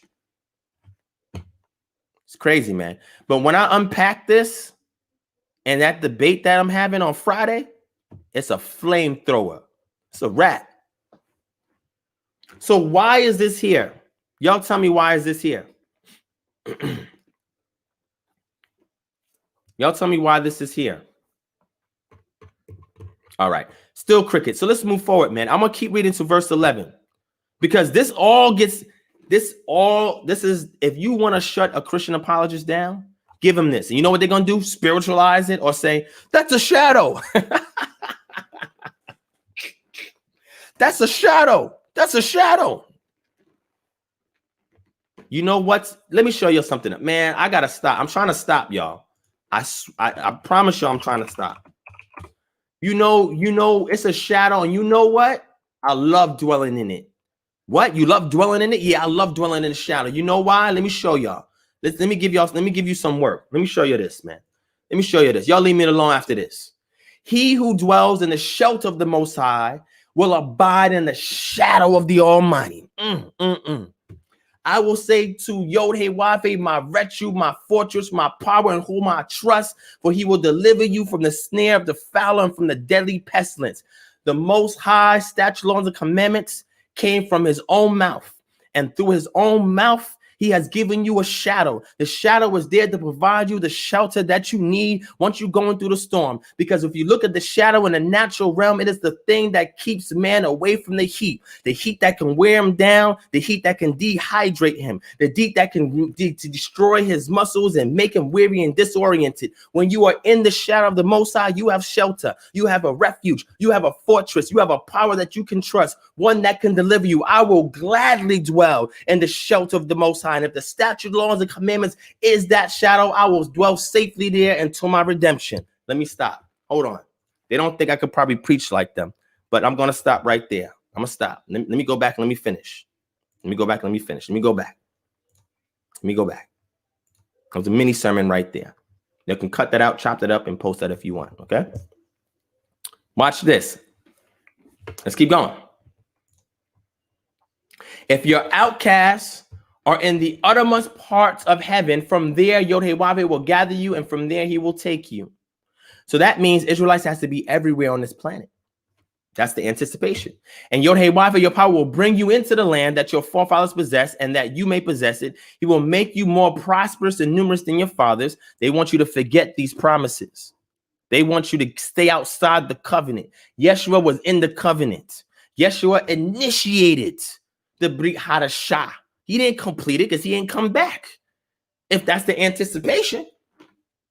And Yod-Heh-Wafe, your power will circumcise your heart and the heart of your offspring so that you will love Yod-Heh-Wafe with all your heart and all your soul, that you may live. Keeping the statutes, laws, commandments gives you length of life no matter where you at on this planet.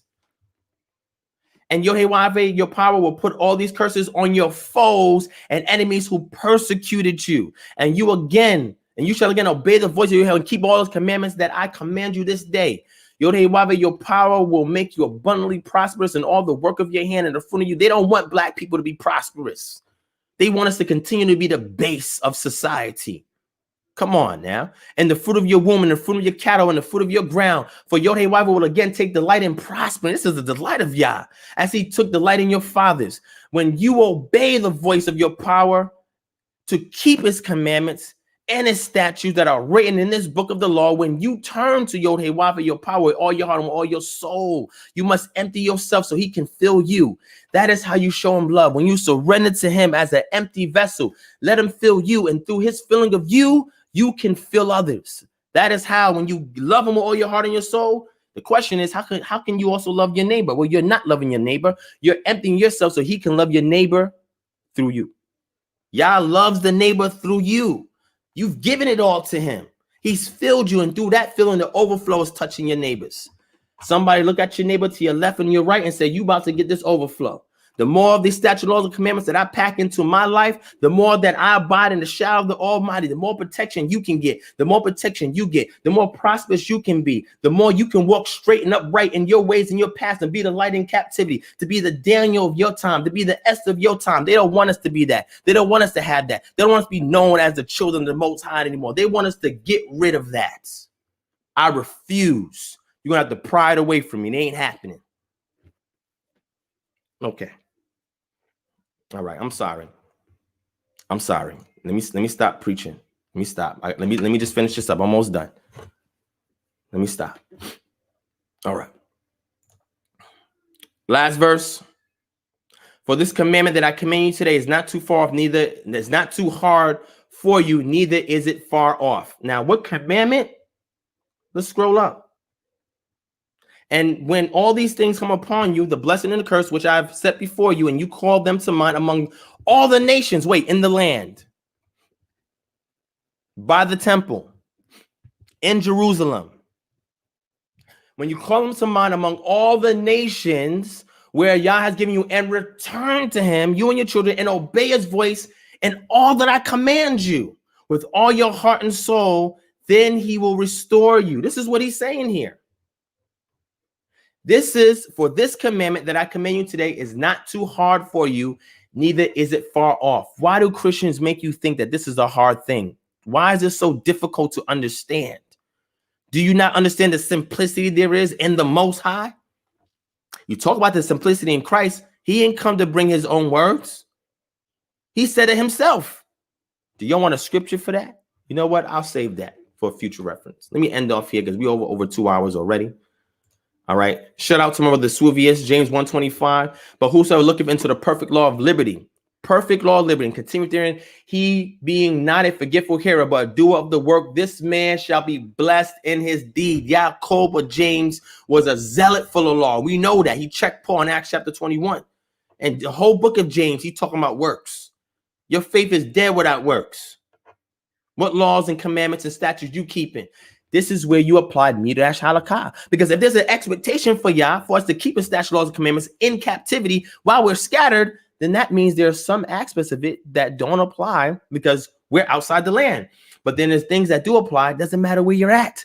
Those are the ones you apply. Those are the ones you uphold. And those are the ones you maintain, family.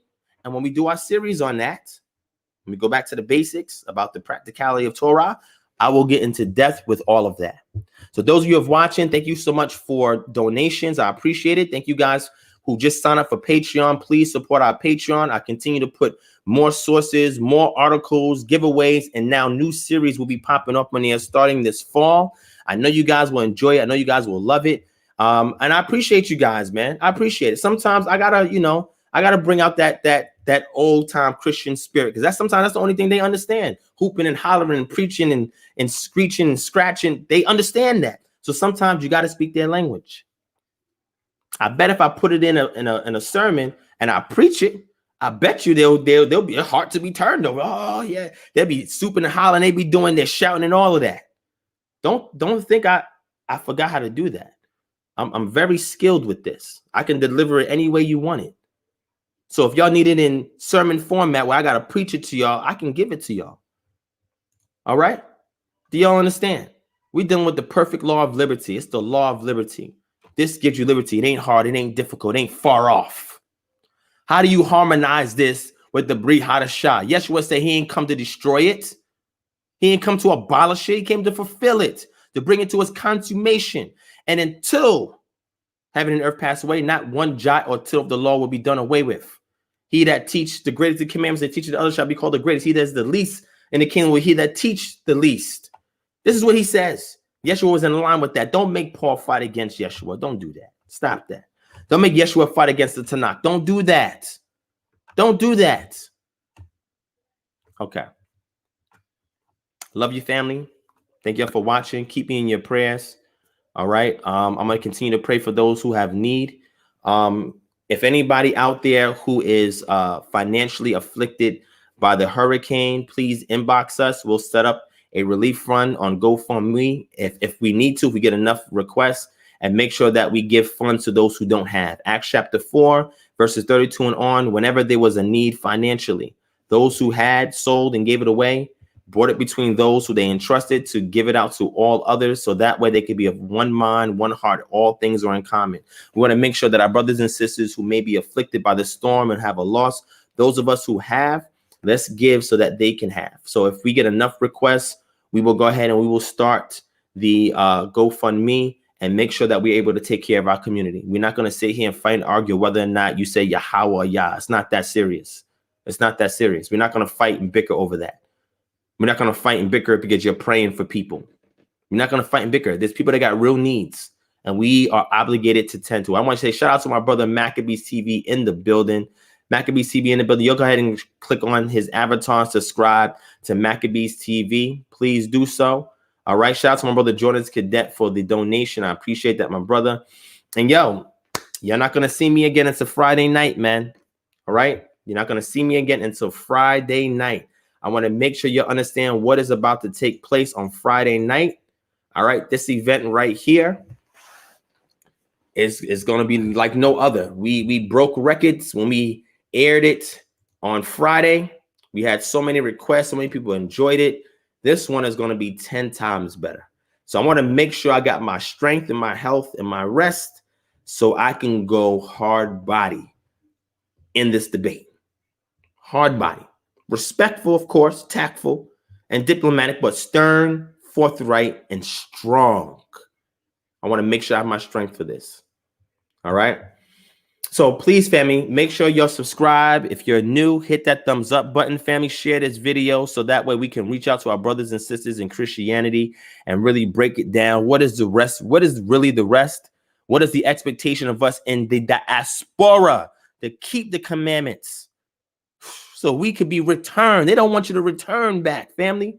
They don't want you to live. He said, if you keep this, you live. And if you do it, you and your children, then the ones who waking up and get back in covenant, those are the ones that he's going to return back to the land.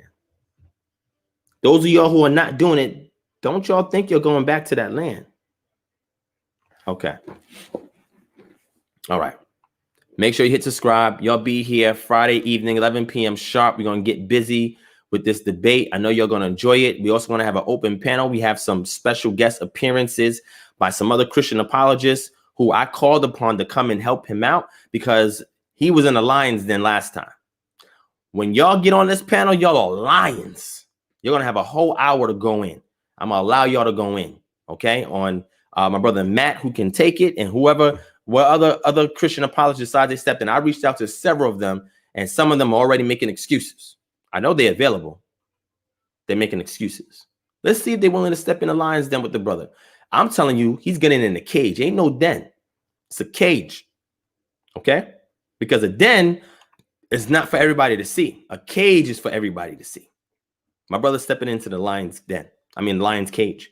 And we're going to get busy. It's timed, it's structured. So there's not going to be any disproportionate amount of talking or nothing like that. You got to be quick on the fly, man. And those of you, and I'll say this last thing, who saw the discussion it is, he says, quick question, King. So with that said, is the law considered rest? The law helps to provide the rest that you receive from Yah. When you keep the law, guess what you have rest from? All the ills that our community faces out there in the street. You know why? Because you will be seeking peace after you've received it. I tell people all the time, you don't have peace unless you know how to give peace. The law provides an environment that's conducive to shalom, to rest. Do you understand? Okay. Hopefully that helps you, my brother. All right. So a cage match. We're going to have me and him. After that, it's going to be a Royal Rumble in the cage, because I'm going to open up the panel, Christian apologists and Israelites, and we're going to get busy. You guys do not want to miss this event Friday evening. It's going down. Tell a friend and tell a friend and tell a friend.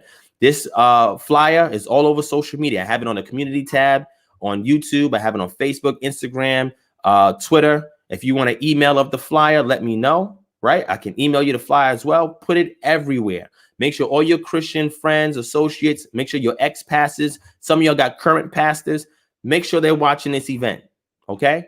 And I showed you guys what the subject matters is, all right? We're going to deal with two subject matters. I'll go ahead and paraphrase it. The first one is, whose life really reflects the teachings of Yah, a Christian or Israelite? And number two is, how do you reconcile Old Testament eschatological prophecies about Israel within New Testament eschatology? How do you do it? So we're both going to be touching on two subjects, which I think is gravely important. And we're going to unpack a lot of information that I think the community needs to hear. And like I said, when you are solid like this, you're not worried about anything that comes your way. See, the most I could put me in any environment, any panel, I'll be on a panel with atheists and people from the Kemetic community, with the Moors, with Black Muslims, you know what I'm saying, with Hindus, with whoever. I stand firm on that rock. Y'all not moving me out the shadow of the Most High. You're the laws of the shadow. Great. And I'm going to stand in it. You're not moving me from that shadow. When I stand in the shadow, guess what's in front of me? The Most High. I'm done. Hopefully I encourage somebody. So with that, family, I love y'all. Thank you for watching. Make sure you tune in Friday evening. You won't see me again until then. All right. I appreciate y'all. And again, go back and check out that panel discussion, man. They was eating Matt up. You know what I'm saying? Like, he was on there. He tried to make his point, but they was eating him up. I had to come in and jump in a few times or whatnot, but they wasn't about to eat me up, man. See, the problem with these Christian apologists is the difference with me. I'll get in there with whoever. You see, that's how you sharpen yourself up, when you're not afraid to talk and to learn. See, I'm there to learn. I have fun with it. It's fun to me. And if I got to teach or share things, I will. If I got to school you, I will. If I got to be humble and be a student, I will. If I have to correct my errors, I will. If I have to leave my mark behind and part of my legacy, I will. Whatever it takes, Most High Yah. If your name is the seal behind it, let's get it done. Doesn't matter. I'm not going nowhere. As long as I got your prayers and support, as long as the Most High strengthens me, I'm here to represent y'all and defend this community and to the death of me. That's how we doing it. All right, so y'all get some rest, family. I love y'all. Thank you for watching. Peace and shalom.